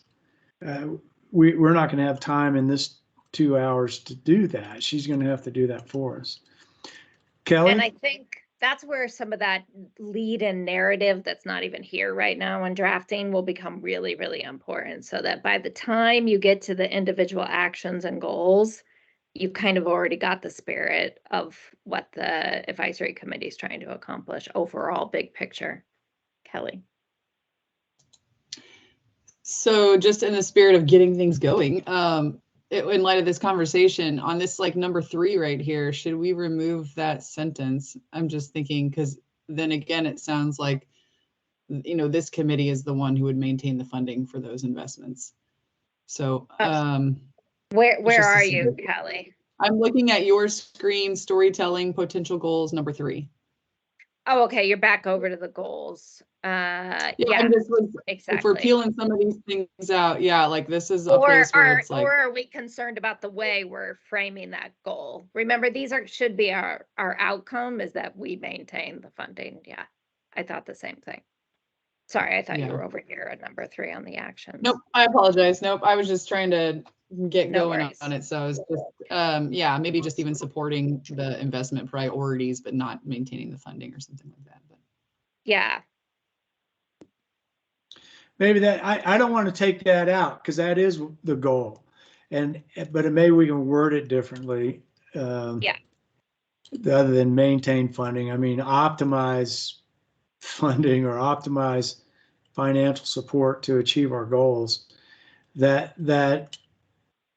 our goal. That's the goal, part of the goal of the storytelling. And this is in the storytelling bucket. So again, we got all this cross-pollination between these different buckets, but that's good. I don't think that's a downside. Liza Jane? It was somebody else going to make a comment still on that. I just had a spelling issue that was hanging me up. Oh yeah, I haven't checked for all that yet, but feel free to share it while you're here. Your highlighted piece, we've got conservations. Oh, yeah. Silly. Keep in mind, yeah. Yeah. Sorry. I know it's hard to ignore it when you see it. There's probably other ones in this document, by the way, because we've been sort of modifying the language as we go. So I needed to clarify one more thing, if it's all right, on the last conversation. Sure. And what's Carl saying, I think of an example, like if with wildlife vehicle strikes, I'm always thinking that the auto insurance companies should be pitching in for this effort, because they're hurting with all the auto repairs they do, right? Out of the bucket thinking, whatever. But that's a private industry. And if we wanted them to kick in money to help pay, am I hearing Sarah say that we find somebody else to go look into that with great stories and data to give us $1 million to help with wildlife crossings on highways, to a private outfit? Or do we just sit back and brag and kind of hope, push along somebody that might give us more money? I've never been told ever that I didn't have to worry about finding money. It's so fun. I'm with Mauricio. It's like, woo, this just got so much better. But the reality is we do need to have money, and we're the most passionate, and that's how you get it. So what are our limits there? So that I can understand that clearly. Sorry to drag us back, but No, Liza Jane, insights like you just described as a outside the box thinking is exactly, without having realized it at the time, the idea of partnering with someone like Oregon Wildlife Foundation. And Sarah articulated that really nicely. And you just did another reason why you can do that kind of thing. Is absolutely that's already happening. In some ways, we're rediscovering the wheel because it is being done in other places, and so we just have to do the same. And again, we can set it up in this way that this is just our operating. This is the way we're going to operate. We're doing that right now. Here's how we're going to go about it, and leave us a lot of flexibility. Leave us the ability to be entrepreneurial. That's what I want to come out of this, and it's all starting to make more sense to me. I knew there was something out there, and it's now starting to come together. Mauricio. Thank you, Carl. And so I'm now drawn back to something that Sherilyn mentioned earlier. It's like, I feel that we are swimming a little bit in unnecessary complexities here, because we are trying to articulate something that may be significantly simpler, and now we are moving around the words that are telling us that complexity and is really not helping us move forward. So what I'm thinking is, to your point about like, what do we do with the stories? The stories are there. And part of the storytelling process is to determine who needs to hear them, where, and how. And that, I feel, makes the bigger portion of what purpose do they serve through the other set of objectives: strategic thinking, addressing the priorities, et cetera, that I feel that we have in the different categories. And I think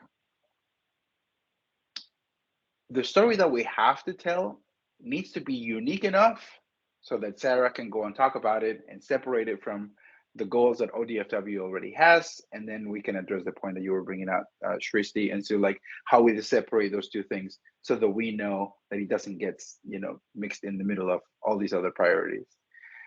I also feel that kind of what you were mentioning before about like, well, how do we go about pursuing potentially insurance funding that have obviously some stake in wildlife crossing, that I think that is exactly how we can exercise that flexibility and entrepreneurship that you were talking about, Carl. So if I were to take this entire column on the left, is what makes the best story for OCRF so that we can achieve the main what's highlighted on the other side. That is going to separate itself from the rest right away. Are we trying to talk to folks about what makes OCRF different from any other funding opportunities? We have already 4 or 5 stories that we could tell right away. Where do they need to go? Is it on the website? Is it on one sheet that we can pass on to folks that are having conversation at the legislative level, or those folks that are having those lobbying conversations? What I'm saying is that I'm worried that we are going so microscopic on the wording of this, and that we may be losing a little bit sight of what's really that we're trying to accomplish with this, the staging of all these objectives. Are you getting all that down, Sherilyn? Yes, I am. And I'm wondering, Sarah, did you have a response to what Liza Jane had said about, is it our job to go out? Can we go out and talk with those groups, or do we identify who they are? Just so I know in the wording of things. I did have some thoughts on that. And and it ties, I think, a little bit into what Mauricio followed up with. I think it's just important to remember that there are many organizations and people within, even within OCRF, but within the coalition and beyond the coalition, who are exploring these ideas. They are exploring alternative funding for conservation on a grand scale, or even just down at like, how do we get more money for wildlife crossings? There are a lot of other people doing that work right now. So you all have limited time and energy for OCRF. That's just one little sliver of your bandwidth, right? And so just take care to channel your time and energy, that limited bandwidth, to the most effective places. And so in the context of this strategic plan, I think that could be, because it's just 4 years, right? I think in the context of this OCRF strategic plan, where to channel that time and energy could be in empowering others to do that work for you. So what you're setting up here with a lot of what is already written down is the justification behind some pretty cool moves you could make with some of the funding that you have available to you. One, you could fund someone to do that storytelling for us. And two, you could fund someone to then take those stories and begin scoping and doing some fundraising.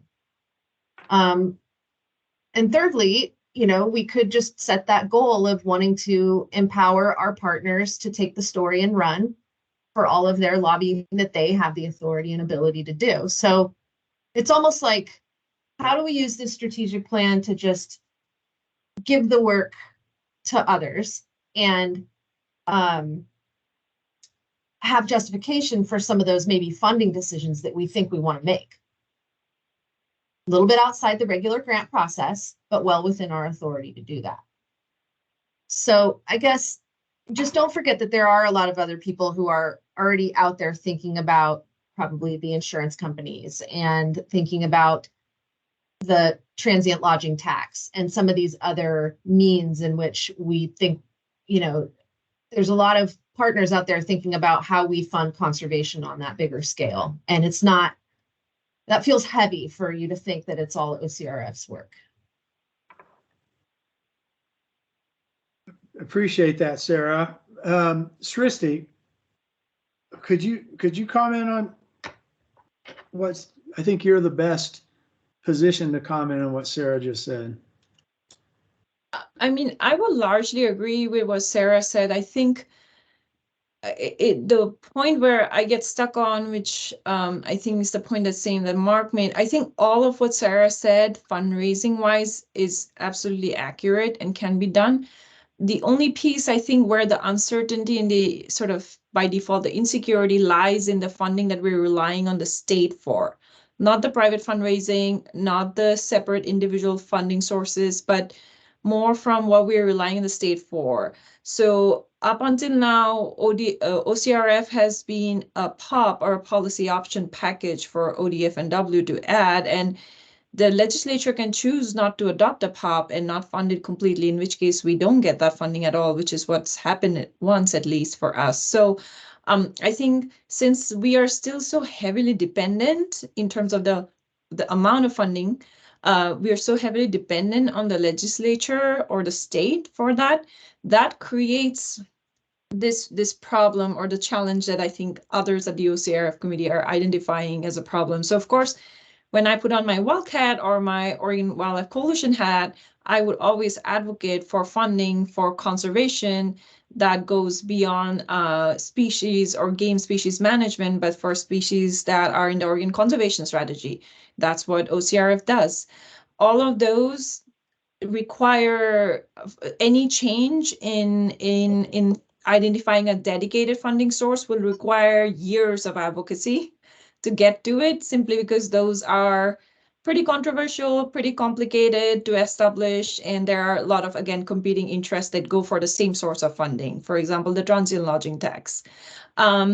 So we are working towards it as stakeholders, but in the meanwhile, while OCRF is still reliant on state funding, or the legislature for a huge chunk of its funding, how can we support or can become part of ODF&W's budget so that there is a slightly enhanced sense of security in securing the state funding? Or how can we work through ODF&W and its partners to advocate for ODF&W's budget so that we remain front and center in the competing funding world? So I think those are kind of where I get stuck on. Like, long term, I feel we can work towards a solution.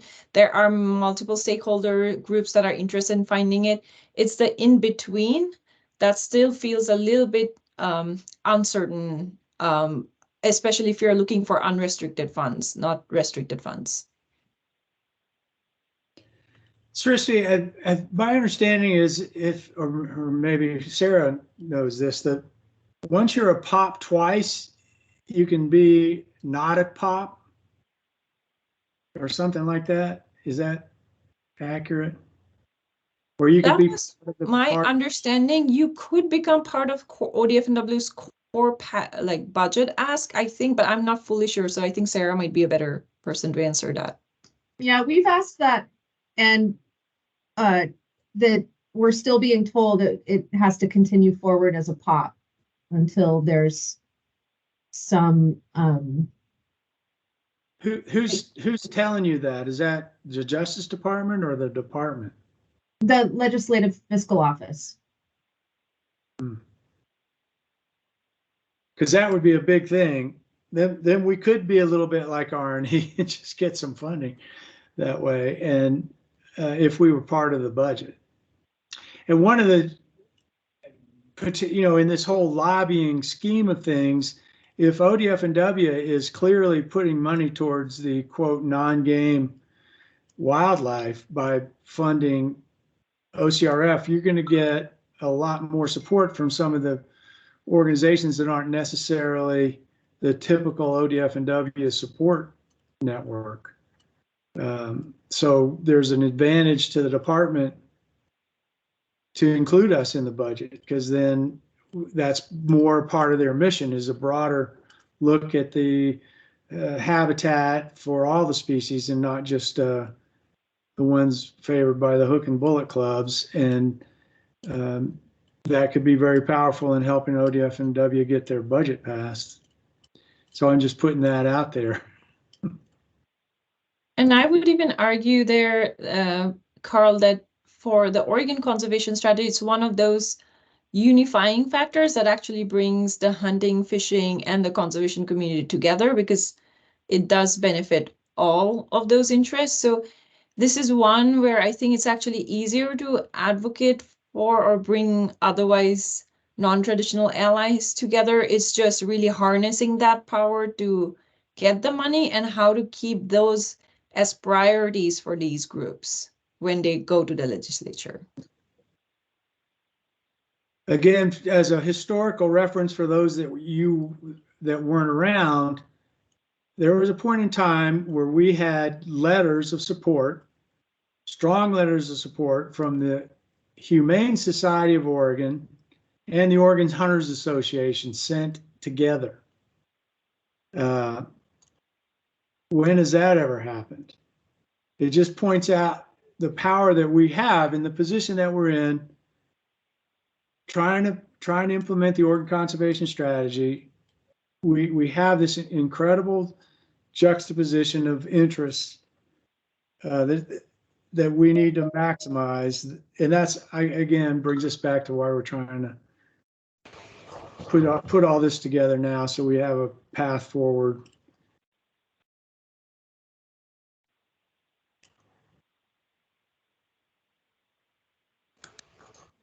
And hearing all of this, it's feeling to me like the first two categories around storytelling and strategic partnerships is where you have the most opportunity to have some really clear actions that you think are important to take and will advance all of those objectives that I think are common objectives for all of the committee members. I'm just wondering if how everybody else is feeling with that assessment.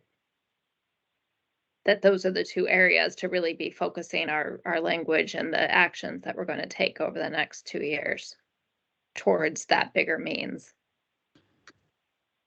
And not to complicate things, but the third one, for us to, we have to be successful too. And what in the third one, just sort of how we're running the show. Which Let's- third one, Carl? The third bucket. Oh, yes, exactly. That's keeping up all the good work that you do today, continuous improvement. You know, a lot of people, there was a lot of feedback that the commitment of the advisory committee is super important. Without all of you, you probably wouldn't have had the success that you've had to date. So I don't think that that means these are still not equally important. I was Well, just that's mentioning. An example of that is I mean, that's what's great about this committee, the willingness of the people that stepped up to look at our application. That's really important because we have to, for us to be successful, we have to function. And we have Riva and we have some other staff, but it's still pretty bare bones. So for us, we can't forget this piece, Sherilyn, and I'm telling you that because you're going to be writing all this up. This is a really important piece. We have to make sure that our process is good, that we're doing things in a fair way, that we're doing it in a way that our applicants it's not onerous. So again, I just didn't, with you saying that those first two are important, I didn't want to lose sight of this one. Yeah, and I meant important in terms of this whole funding conversation on where you're getting your money from. It seems to be the place where you can take actions to help advance those causes the most. Just to sort of address that, you know, there was concern about some of the things in the fourth bucket might be beyond where you should be focusing your energies.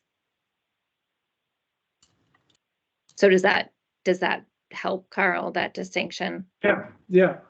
Yeah, it wasn't that this is not important. And even here, I think, you know, we've highlighted sort of areas where we need to make some improvements and or scale back that language. I think the upfront part of this priority, though, was still valid and important for the committee, right? So this was around, yeah, the Oregon conservation strategy is pretty broad. How do we get some greater priorities within the Oregon conservation strategy? How do we make that clear that these are the areas of greatest needs rather than stick to this broad, we're here to implement the conservation strategy?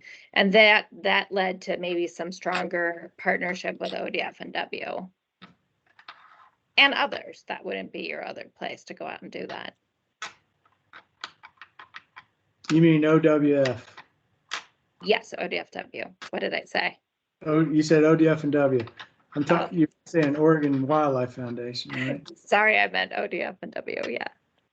So does that make sense that the top half of this last priority is still important the way it's written, knowing that we're likely to do some wordsmithing?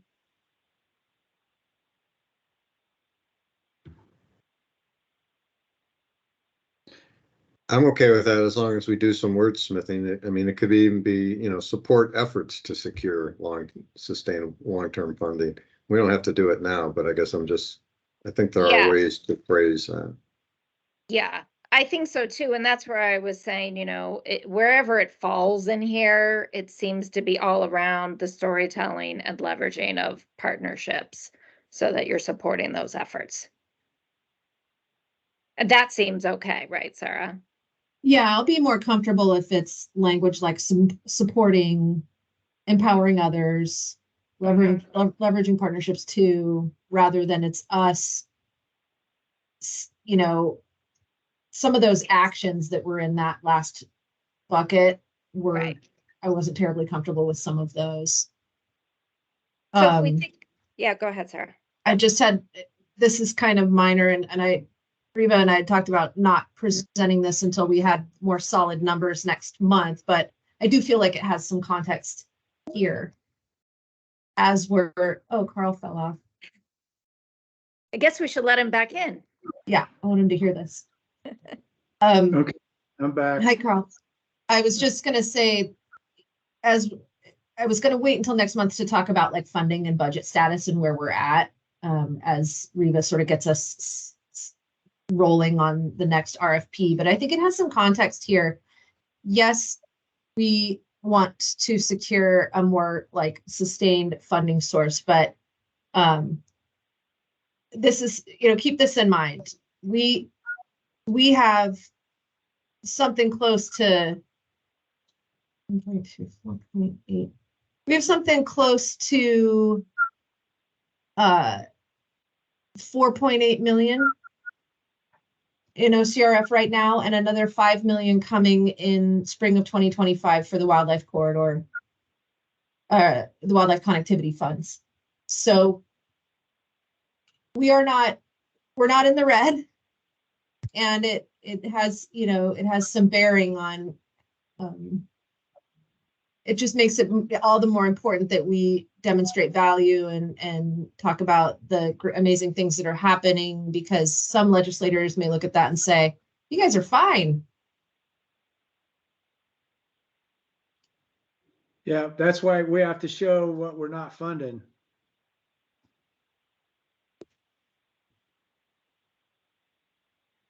All right, great.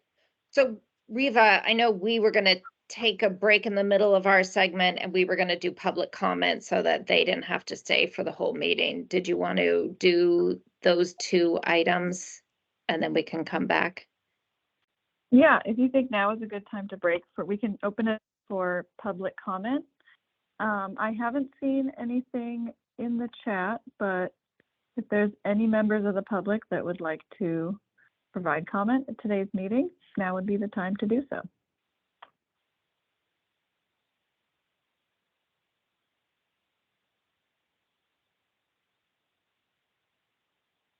All right, I'm not hearing anything. Well, why don't we, So- well, it's 3 o'clock, then why don't we, what did we decide? We're gonna take how long a break? Let's take like 10-minute break and then I'll sort of rejigger a little bit of what I want us to get done before we leave at 4. This all been Great. super helpful though, because this is the kind of stuff we have to wrestle with when we put all the final language in the document. So important for you to understand why some changes get made. So see you after the quick break. Great, we'll see you all back at 3:10.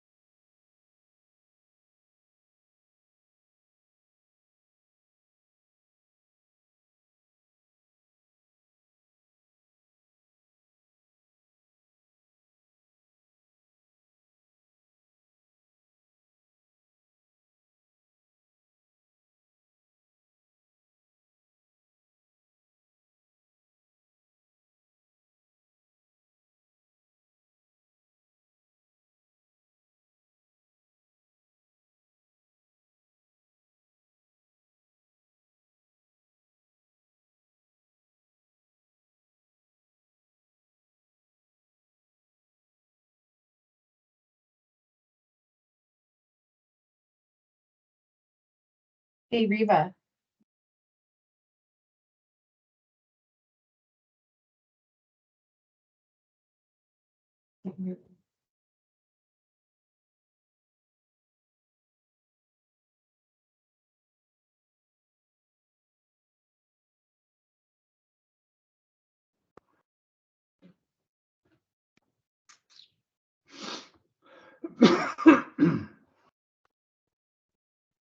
Oh, let me try it again.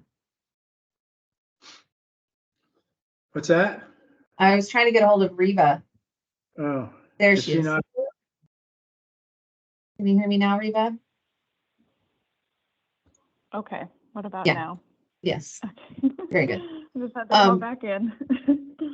I was just going to see between Reva and Sherilyn if there were just a couple of minutes for me to walk people through that section of the OARs that Mark raised to show everyone where those different sections ended up. With the exception of one of those rules, they were all just moved to different sections, and it would be a quick walkthrough. Just if that helps with comfort levels. Great. That sounds great. Thank you, Sarah. Yes. Yeah. I can do it at the Sherilyn, end. okay I don't want with to that? interrupt the flow. How long Sherilyn, what do you think? It's up to you. I was gonna say, why don't you do it now, Sarah? Well, I don't want to interrupt the flow if there Okay. was How much time do you want to make sure we leave at the 5 end? minutes. 5 minutes. All right, we'll do that. Perfect. So going back to where we were, I had thought we might do some prioritization, but I want to sort of switch up the way we're going to do it based on kind of how the conversation's been going. Let me just going to put a link. Where did it go? Just so that you don't have to rely on my scrolling around in this Word document. I'm just going to put a link into a place where I have them all in a mural. So, you can go and look at all those actions at your leisure, keeping in mind that some of them we know we need to, reword, and some might come off altogether based on the conversation that we've been having to date. What I wanted to sort of get a sense of from the group, if this is a 4-year plan, and thinking about resourcing and the time of committee members, does anybody feel like when we go offline and begin to prioritize this, that these are too many things to be doing? That's going to be my question number one.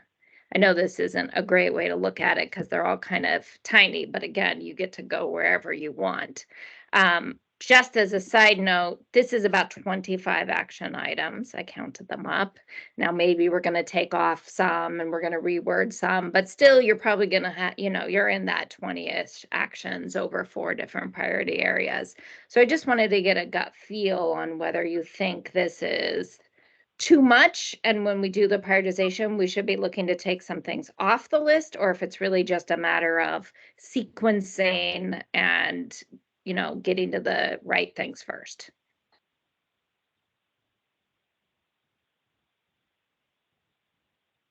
Gut feeling. Liza, Jane. Not a gut feeling, Sherilyn, but I was wondering what we've been looking at the last hour or so. Did you send that to us in that form? I didn't, but I can. What I sent was, sorry, in a chat message, I put a link to a mural. Okay. Yeah, I had Yeah, I that. saw mural. the mural too.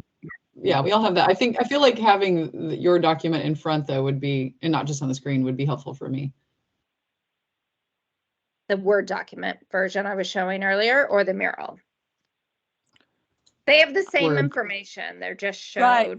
differently. It's just the way we see, the way we see things. And so what I was wondering if that could have been emailed, I don't know, ahead of time, and I missed it.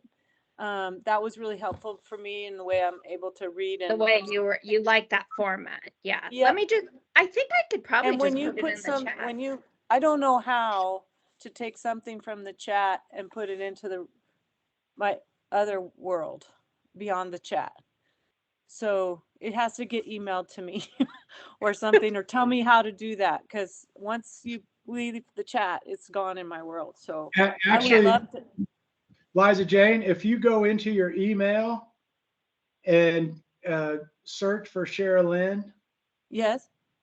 that email comes up. Let me see if I can find it for you. But they're not going to have that latest version of the Word document, Carl. Oh, Yeah. okay, never mind. I was wondering Yeah. if I missed it. No, I would you love to didn't. have You it. didn't. Okay. I'm gonna, Thank you. yeah. Let me just trying to do three And things. Sherilyn, at a time. if you wanted to send that to me, I can send it out to everybody. If you didn't Yeah. want to look for That'd be contacts and all great. that. Okay. And beyond that, then I'll print it out because I can't do it on the screen and think at the same time either. So that I would be helpful. totally get it. Okay. Thanks. So what I'm doing right now is let me make sure I'm going to do it in two ways to accomplish what I think is everybody's needs. So Reva, I just sent it to you so you can send it to everybody. This is the Word version, so it is a little nicer to look at. And if it's also, I should be able to, not letting me do it.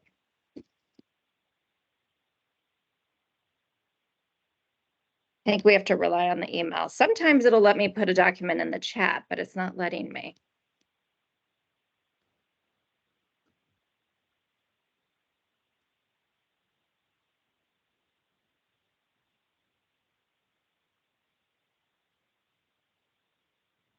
So in the meantime, I'm going to go back to just sharing my version of it until you get it in email. And going back to my question, because I think it's easier to see, keeping in mind that goals are on the left, are kind of our outcomes. The right column are actions that we're saying we would take. What I was asking is, do the quantity of actions give anybody concern? Meaning we would want to take some off when we go and do the prioritization offline, or do you feel like it's just a matter of sequencing and prioritizing within the list that's there? Kelly? I mean, I think for me personally, I sort of tend to bite on like, 3 or 4 really strong goals. And this is something, especially if we have 4 boxes, that's 12 goals, or excuse me, actions. So I don't know, or maybe, to me, I do think some of them could be combined. So with some wordsmithing, I think we could combine some of the goals, which would probably limit some of the actions down as well. I think this is fine. It's really diverse. But again, I just want it to be something that we feel like we can actually implement. We want to be able to take it down to a little elevator speech of this is what we're doing and this is how we're doing it. So right now I feel like this feels big a little bit to do it. But again, it's more finite. So it's just the creation of that sort of bigger picture look in that kind of introduction that you were talking about as well. I'm seeing lots of blank faces. Maybe I didn't hear the question correctly. Mauricio? Thank you. No, I'm with you, Kelly. So I think for the same purpose, probably some of these would have a very defined timeline and how they can get accomplished. And that may be an interesting criteria for us to determine how many we can take on. Some of them feels like open-ended. Some of us say like, yeah, we just need to allocate about 20 minutes of one of our meetings to articulate and just finalize what language that might be for that very first objective, for instance. So just by looking, from a distance, some of them feel significantly more daunting because they're kind of nebulous as to how we would even go and approach delivering one of those actions. So maybe that's how we get to select which ones feel feasible and reasonable within the timeline that we would have, especially because if I remember correctly, the reason why we're doing this is because we had a little bit of a lull in between RFPs. So maybe that next RFP will define the window of time in which we need to accomplish some of those main objectives, and that's how we get to choose them. Tell me everything I missed. I had a huge power surge at the house. My whole computer shut down, the power went off, and then it all came back on, but I had to reopen everything back up again. Kelly was We solved talking, all our problems. didn't you? And you just let me know. And you just missed it, Sherilyn. That is a very unfortunate Sherilyn, time for you to be The missing. conclusion of the group is we want a 3-sentence summary. I'm gonna assign that to you, Carl, to figure out. So Actually, I can't remember who was Mauricio, talking. Yeah. yeah, what? Yeah. Mauricio, So, can you repeat what you said? I think that was really worth. you got it. I don't know if it was, so essentially what I said is that Kelly was mentioning that this feels like maybe trying to, of course, bring it down to a more manageable number of actions. And one criteria that I was suggesting to use is isolate those that have a pretty easily defined time that it would take for us to accomplish, that could be placed into a specific moment in time. Say, like, for instance, that articulating a purpose so that we can have that elevator pitch that we've been mentioning before.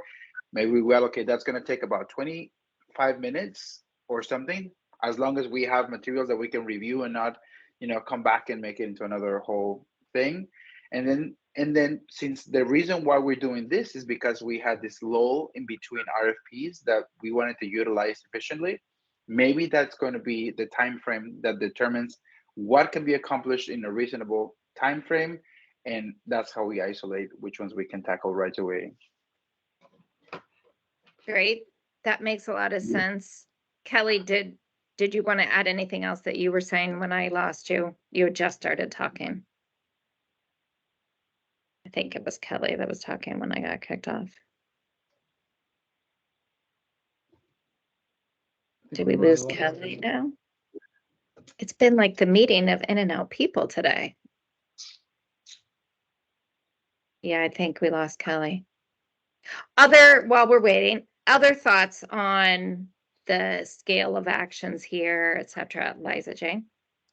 Thank you. I'm comfortable with them and support what Mauricio and Kelly are saying as well, that some of them are ongoing. We'll be working on these for 4 years, for 8 years, for however long, and they're important to have there, but we're not going to get her done.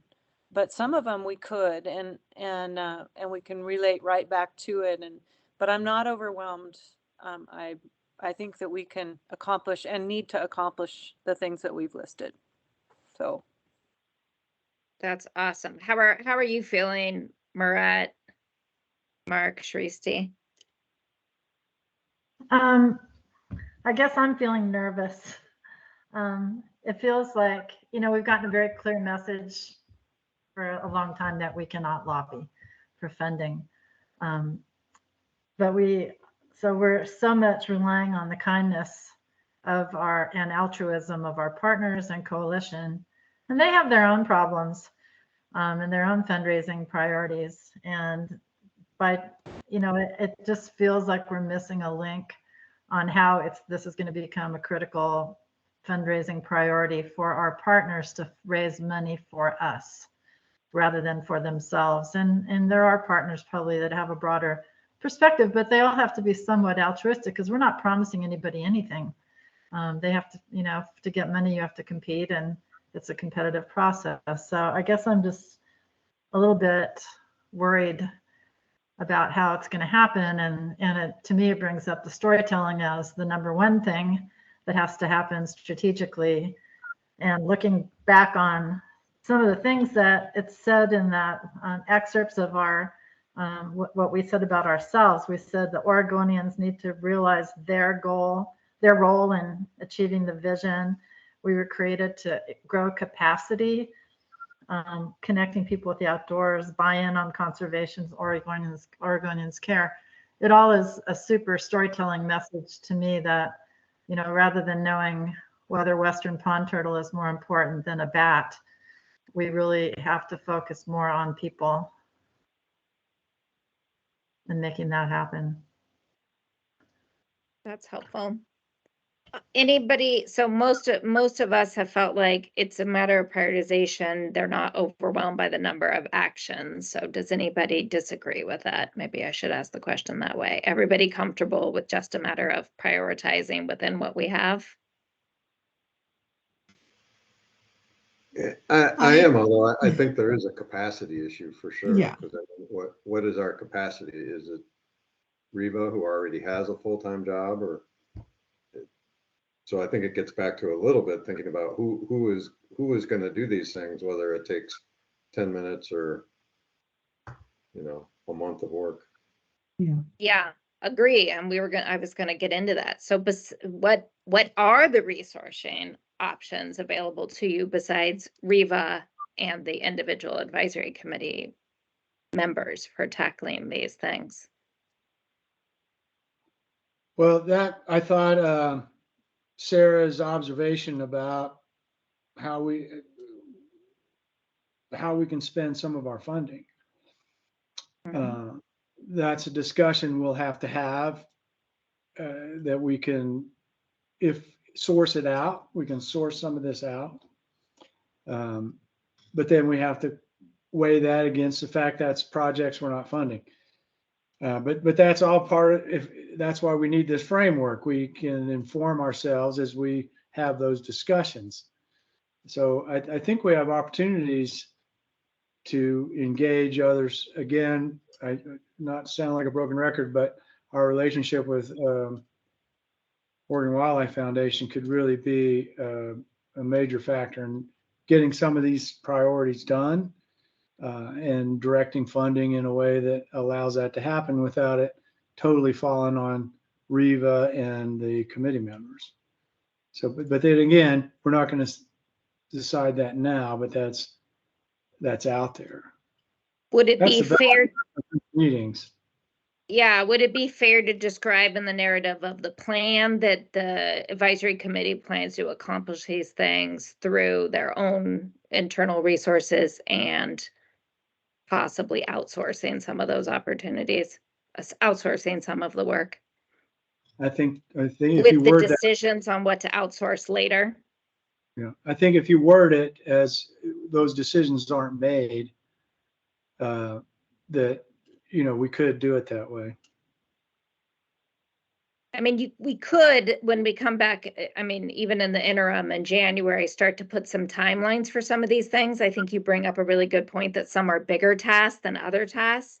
So like communications plan, that's kind of an effort, right? As opposed to some of the other items that Mauricio suggested, we could do a draft and talk about it for 20 minutes and make a decision about it, right? And that might help you see where you might need to outsource some of the work, where there's a bigger priority for the outsourcing. Sarah.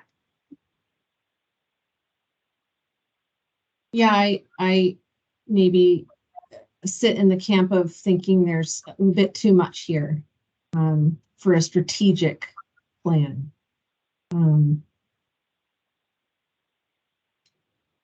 So when you say there are 24 actions, I'm like, who's going to do all of this work? So I would challenge us to maybe try to look into some of these and see whether that really feels like priority work for the next 4 years.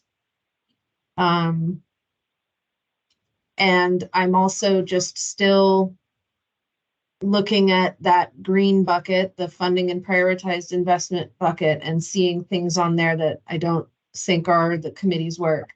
And so that's what I mentioned. Some of these things are probably going to come off and or need to be reworded, but even then you probably still have 20 things on the list, right? So even if we were to reframe that whole, obviously we didn't make those edits yet, Sarah. When we, in a normal year, which will be starting, in February of next year again, we're pretty busy with RFPs and grant reviews and grant management. So that's the existing workload in this. Some of this strategic stuff, some of this fits into there and some of it is new and additional work. So we really have to think carefully about our limited capacity. outsourcing some of the highest priorities. But what can we realistically do in the next 4 years will be a good lens. All helpful. Shristi? I agree with that, but I also agree with Liza Jane's comment that some of this is going to be 8 years, and Yeah. it's more important to set the tone and the goals, and it may be that we put some really big goals out there, and it may take 6, 7, 8 years to get them, but we have the goals and we see the potential. So I appreciated Liza Jane's That's fair. comment.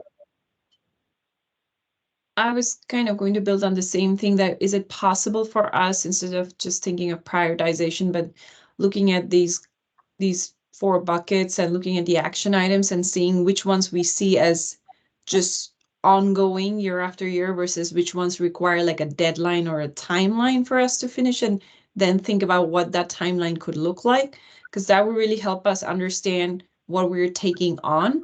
I mean, I understand the strategic plan is for 4 years, but we also don't want to just completely overhaul it after 4 years and start afresh.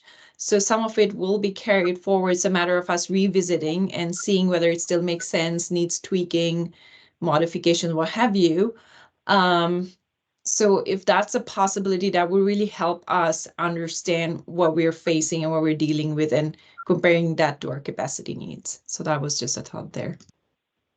Yeah, in general, most of the organizations I do strategic plans for don't overhaul at the end of that period. The goals are usually very similar. It's just a matter of how much progress you've made towards achieving that goal, right? Like, what actions have you taken in the 4 years? You've probably like moved the needle on some of the goals, and some of the goals you still have more to do. And then occasionally, just because of a shift in direction, maybe there's new actions that need to be added, or a whole new goal that you might not have been able to imagine today that needs to come up. But in general, the goals kind of stay static, and you're reporting progress over time towards meeting them, if that's helpful. Liza Jane? Thank you.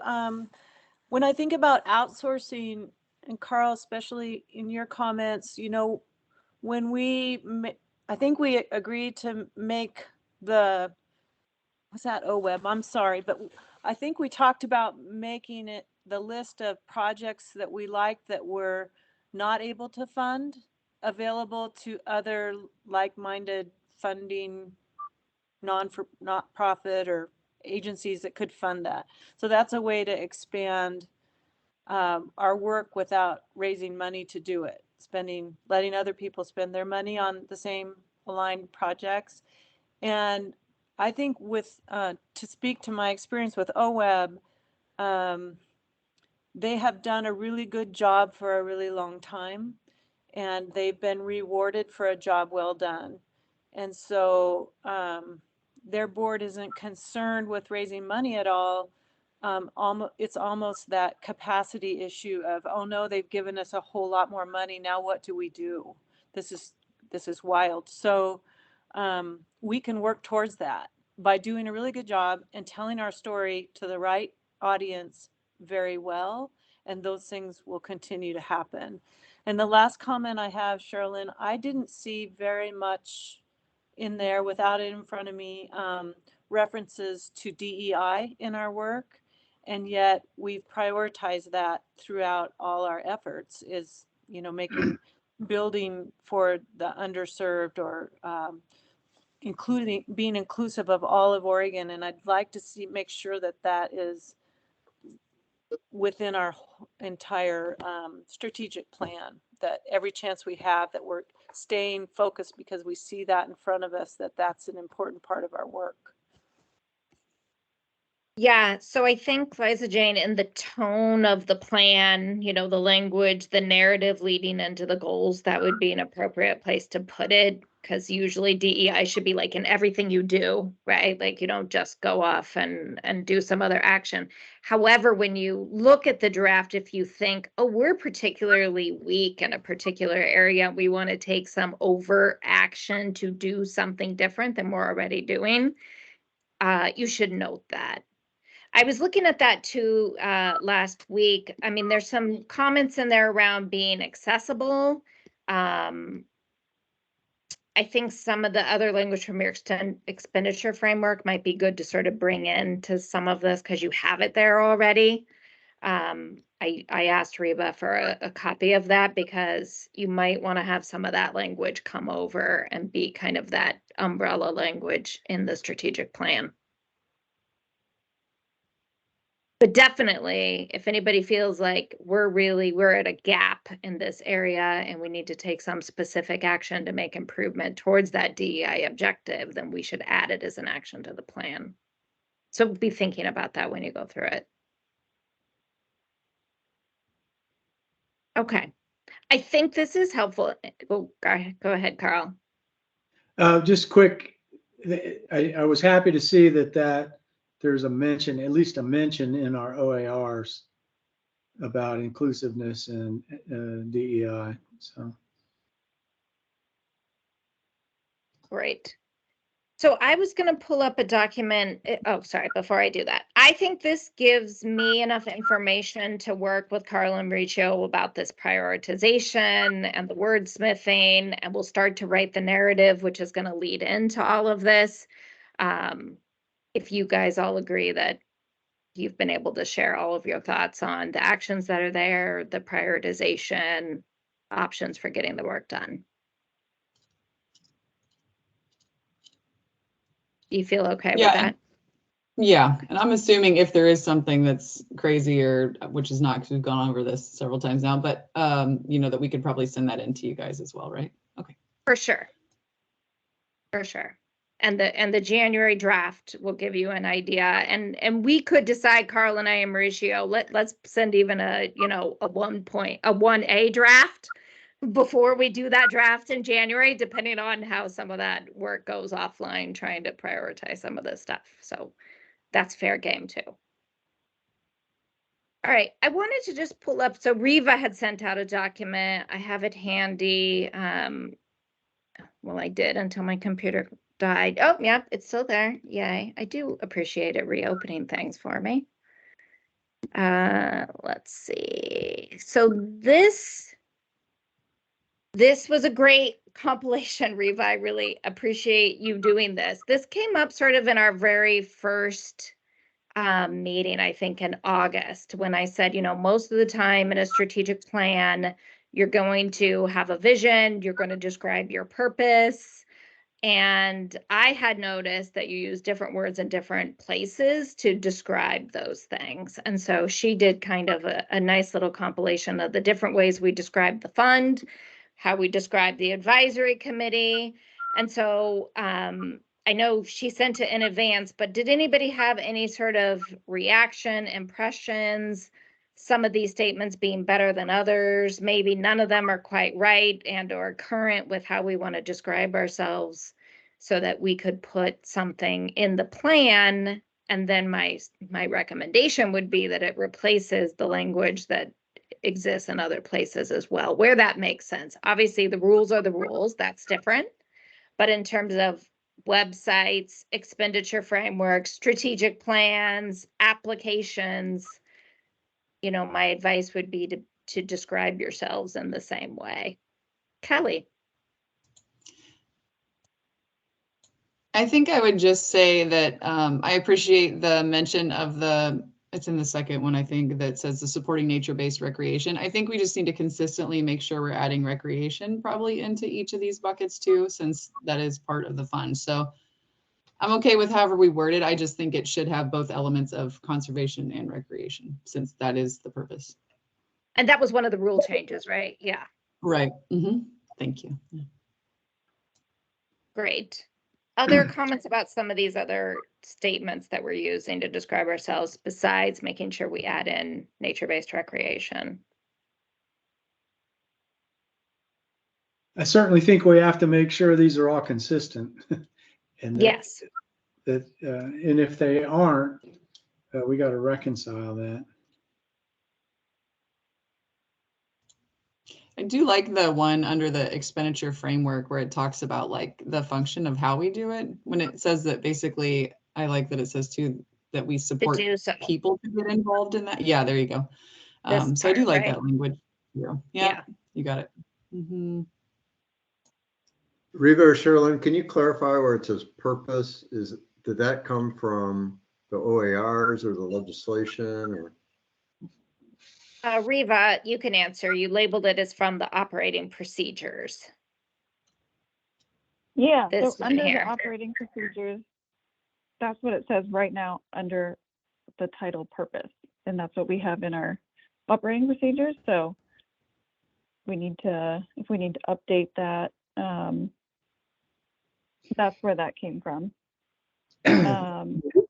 The wording of the OARs is very close to that, if it's not exactly the same.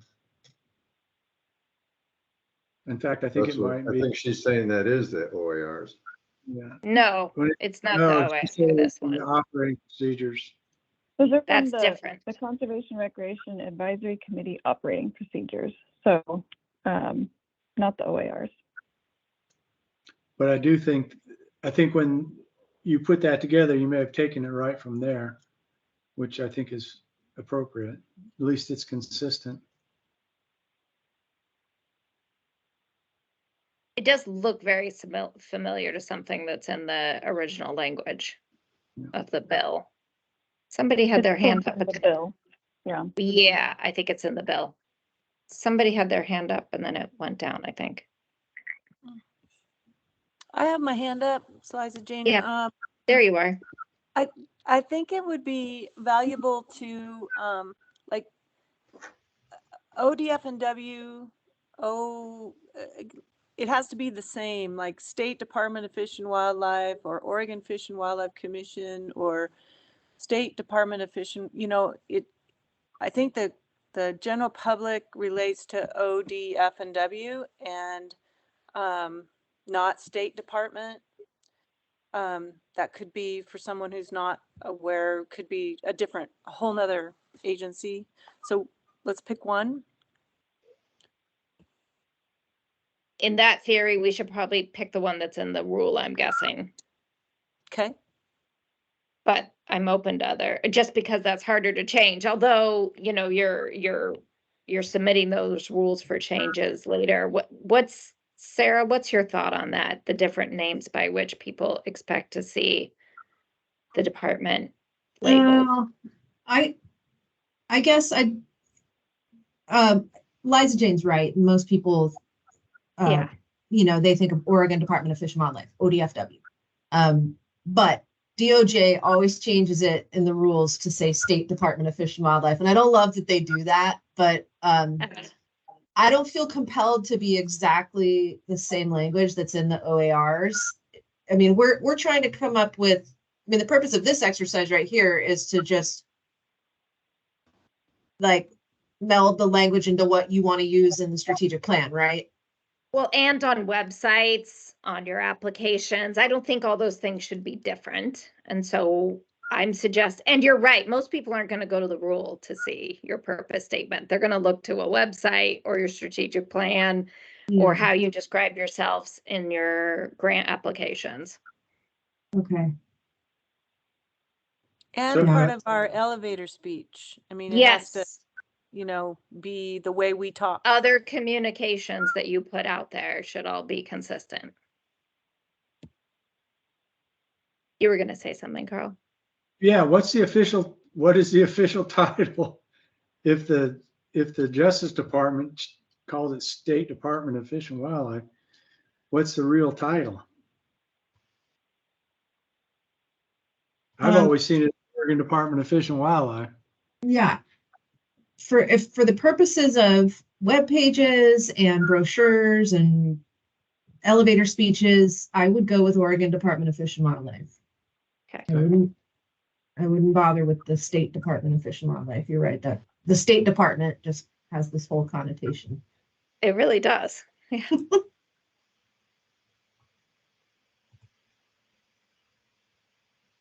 Well, I think my goal is going to be that we sort of take the best things of these different versions and present a version that you can use everywhere. And I'll get sort of Carl and Mauricio's help on that as the co-chairs. And then that's kind of what we'll put into the plan for you guys to react to. Unless anybody else has some specific comment that I hate this, I love this, I really want to make sure it has this in it. Mark. Well, I'd just say, elaboration on that is just remember who our audience is. Our audience is, it's not the Department of Administrative Services. It's not, the Department of Justice. Our audience is the public out there that we serve. So word it so that the public understands it. Definitely.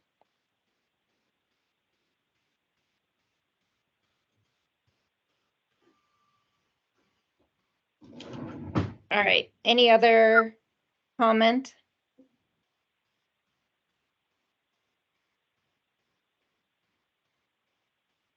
All right. We will take all that feedback. Does it make sense that we're going to try to get one way of describing ourselves and use it everywhere now? Besides what it says in the rule, which we don't need to match exactly because most people aren't going to look at the rule. The general public is not, at least. All right.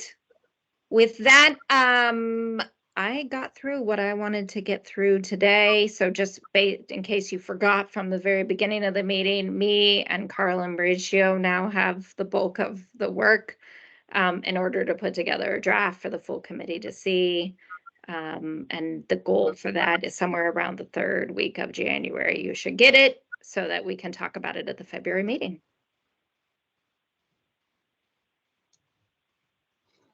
Great. So how's everybody feeling about this? Anyone got any heartburn? Jane, are you still with us? She's on mute. Yeah, I'm still here. I'm just, it seems good. I need more time to look at it, not just on the screen with the group, so. So Reva's going to send out that Word document. So, we're going to modify. Yeah, we're sort of modifying them all the time. So, but that's my problem to keep track of when you come back and give me a piece of feedback on something we've already edited. Not a big deal at all. So the Word document is the current draft of the language we have, minus some changes I've made while we've been meeting today. And that does not include any narrative, lead in language that will be part of the plan and the setting of the big story and why we came up with these 4 priorities and how they kind of work together, which I think is a really important part of how we put forth those 4 categories. Cheryl-Lynn, one thing that has occurred to me as we're talking about our audience and writing this for our audience, I think Marette had a really good point in the sense when she said she was a little nervous about some of it, is our partners. I remember when we were out there trying to raise $1 million, we had to be very careful to try to not have it be so we were competing with our coalition for those funds. And so as we formulate all this, as we write it all up, we have to be cognizant of that idea is we have to look at it like we're going for money that won't impact our partners and actually brings more money to the table. I think that we have to articulate that in any kind of final outcome. I think Marette's perception on that is really sharp because I remember running into that during our fundraising phase. Good point. All right. I think, Sarah, you have your 5 minutes and a little more for going back to the rule topic.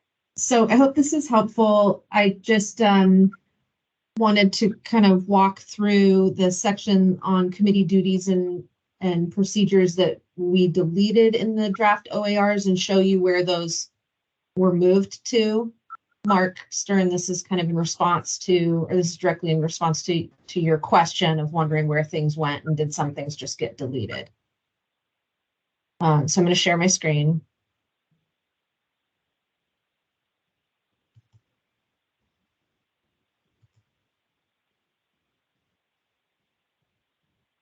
Can you all see that?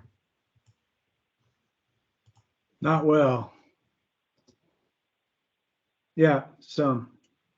In the lower left-hand corner, Carl, if there's a plus and minuses, and that's the only way I can see these things, is to hit that plus a couple times and it'll blow it up. Got it. Oh. You're And right. then you can move it around a little bit too on your screen. You can drag it around. Okay, so this 0060 in your draft that you received from Reva this morning had all of this deleted text. And let me just say, total apologies. We should have sent this to you all sooner. And probably, Reva, we probably should have had a track changes version that sort of showed them where things went. So lesson learned for next time. So the first three bullets, if hopefully those just highlighted purple for you when I clicked on the comment. Those were moved up to section 0030.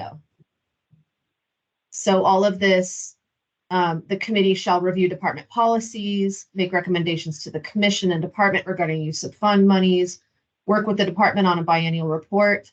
All of that moved up to here, 0030. Duties of the advisory committee, review policies, make recommendations to the commission and the department about monies, work jointly on a biennial report. Okay. And then this number 2 in that section, the advisory committee shall establish a process for requesting proposals. Remember, these rules were first adopted before you had done any of your development of an expenditure framework or operating procedures. So you did this, done, check the box. It doesn't have relevance in the rules anymore because you developed your procedure. This next one, let's see. Number 3, the department and any other interested parties may recommend projects to the advisory committee that follow permissible purposes. That is now covered under eligibility in section 0070, which is just down here. It tells you exactly who the eligible entities are, which includes the department and any other interested parties. So this is just more clear of who is actually eligible. So that's where that section went. Number 4, the advisory committee shall review all submitted projects and shall recommend expenditures to the commission. Again, that's covered in 0030, section I read to you earlier.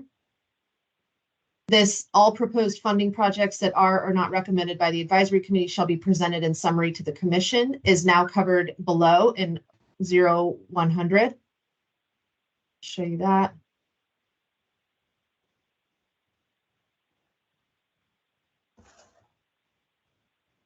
All proposed funding projects that are or not recommended by the advisory committee shall be presented to the commission. See, that's where that went. I'm trying to move quickly. Hopefully I'm not going too fast here. And then a project for which recommendation for funding is not supported by the advisory committee may be reconsidered by the committee at a later meeting if the proponent has resolved the objections or deficiencies with a revised proposal. And the reasons should be communicated to the applicant. That moved down to section 0100, subsection 4, where we said the applicant of a project not recommended for funding by the advisory committee may resubmit at a subsequent regular grant solicitation and be reconsidered by the committee. So I just wanted you to see that we didn't kind of make any sort of arbitrary decisions to slash any of your duties or procedures. We really just kind of moved things around. Thank you, Sarah. Thanks. You were multitasking for sure to put all that together. Thank you very much for. So is Mark Stern, are you okay with all that? Yeah, I appreciate the effort. I mean, it's real. I mean, I can see and I'm following your points. You know, I think I'll just read the Word document you sent afterwards. It's a little hard to move that quickly on the screen, but I appreciate the intent and what you guys are doing. So thanks for doing that. You bet. And I did share it with Reva, and I CC'd Mark Stern because he had those questions, and then hopefully Reva will share it out with the rest of the committee so you can see that kind of at your own speed, at your leisure. Sure. Just for the sake of transparency, wanted you all to know that it was really just kind of a reorganization.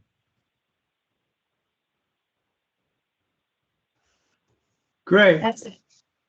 Thank you for that, Sarah. And again, thanks to both Reva and Sarah for teeing up this meeting and getting all the stuff together. And Sarah, once again, for you to spend this whole meeting with us, we really appreciate that. Appreciate the effort you put into the OCRF.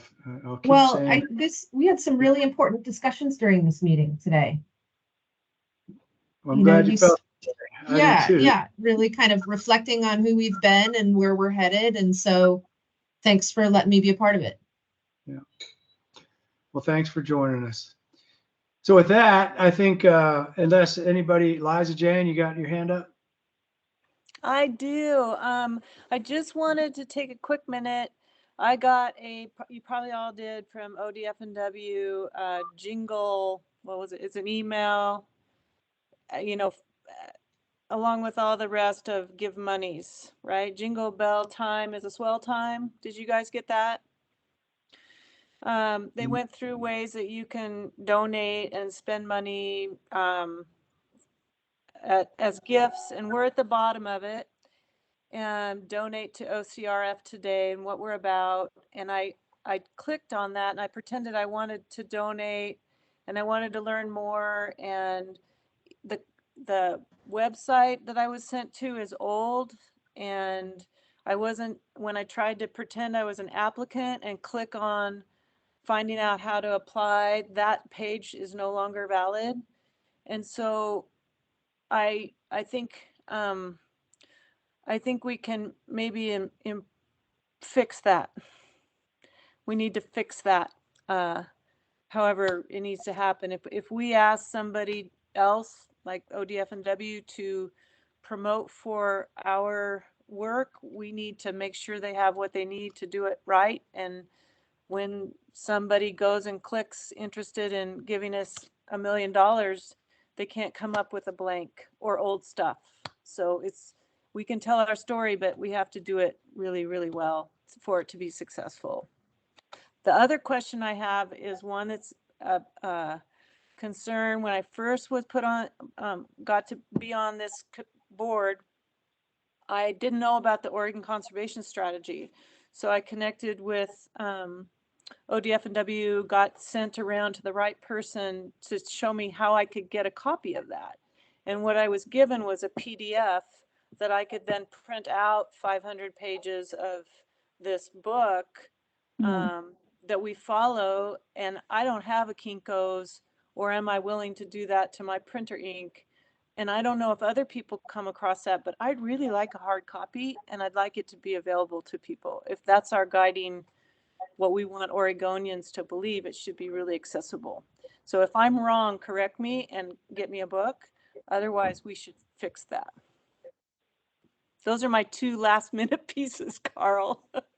Jane, thanks for reminding me. I did. That's why I said remind me, because I was going to forget. Thank you for bringing both those important issues up. I believe that I have at some point a printed Oregon Conservation Strategy, so it's out there. That, Sarah, maybe you can come on this. I think that is being rewritten. Is that accurate? It's being updated this coming up year. The conservation strategy is being updated. We have moved away from paper copies. It's an online format now. You're absolutely right. The PDF isn't real user friendly, and that's really not the intended format for folks to use. It's really the online format, which has tons of hyperlinks, so that if you're a user, it takes you to all the other places where you can find more information or connect with partners that are doing work in those conservation opportunity areas. And so that's really what we're directing folks to. I know some people like to have the hard copy, but what we found is that they just sit on shelves and collect dust in boxes. And so we really transitioned to a smaller footprint with just having an online format. And I believe that is the strategy going forward as well. So the revision, or the update, I should say, is going to be taking place next year. And it won't be a rewrite, because it's already a pretty amazing plan, but it will be, the science will be updated about the species and the habitats, as well as some of the strategies. For example, there will be a whole new emphasis on addressing climate change and beavers, and so good stuff to come. Thank you, Sarah. Is it a matter of funding that hard copy wouldn't be provided? I fully understand the links and being able to go farther. That's really awesome. You can do that online. But as far as absorbing information and having something to hold and read, there's still a portion of our population that doesn't go online for everything or read screens very well. So is it funding that limits, or just a flat out decision we're not gonna invest in this anymore? I mean, I may be wrong, that we may print a handful. We may print a small amount. I'll check in with our conservation program folks and circle back and let you know. Thank you. Yeah. Not a rush. That's Not easy. a rush. Thanks.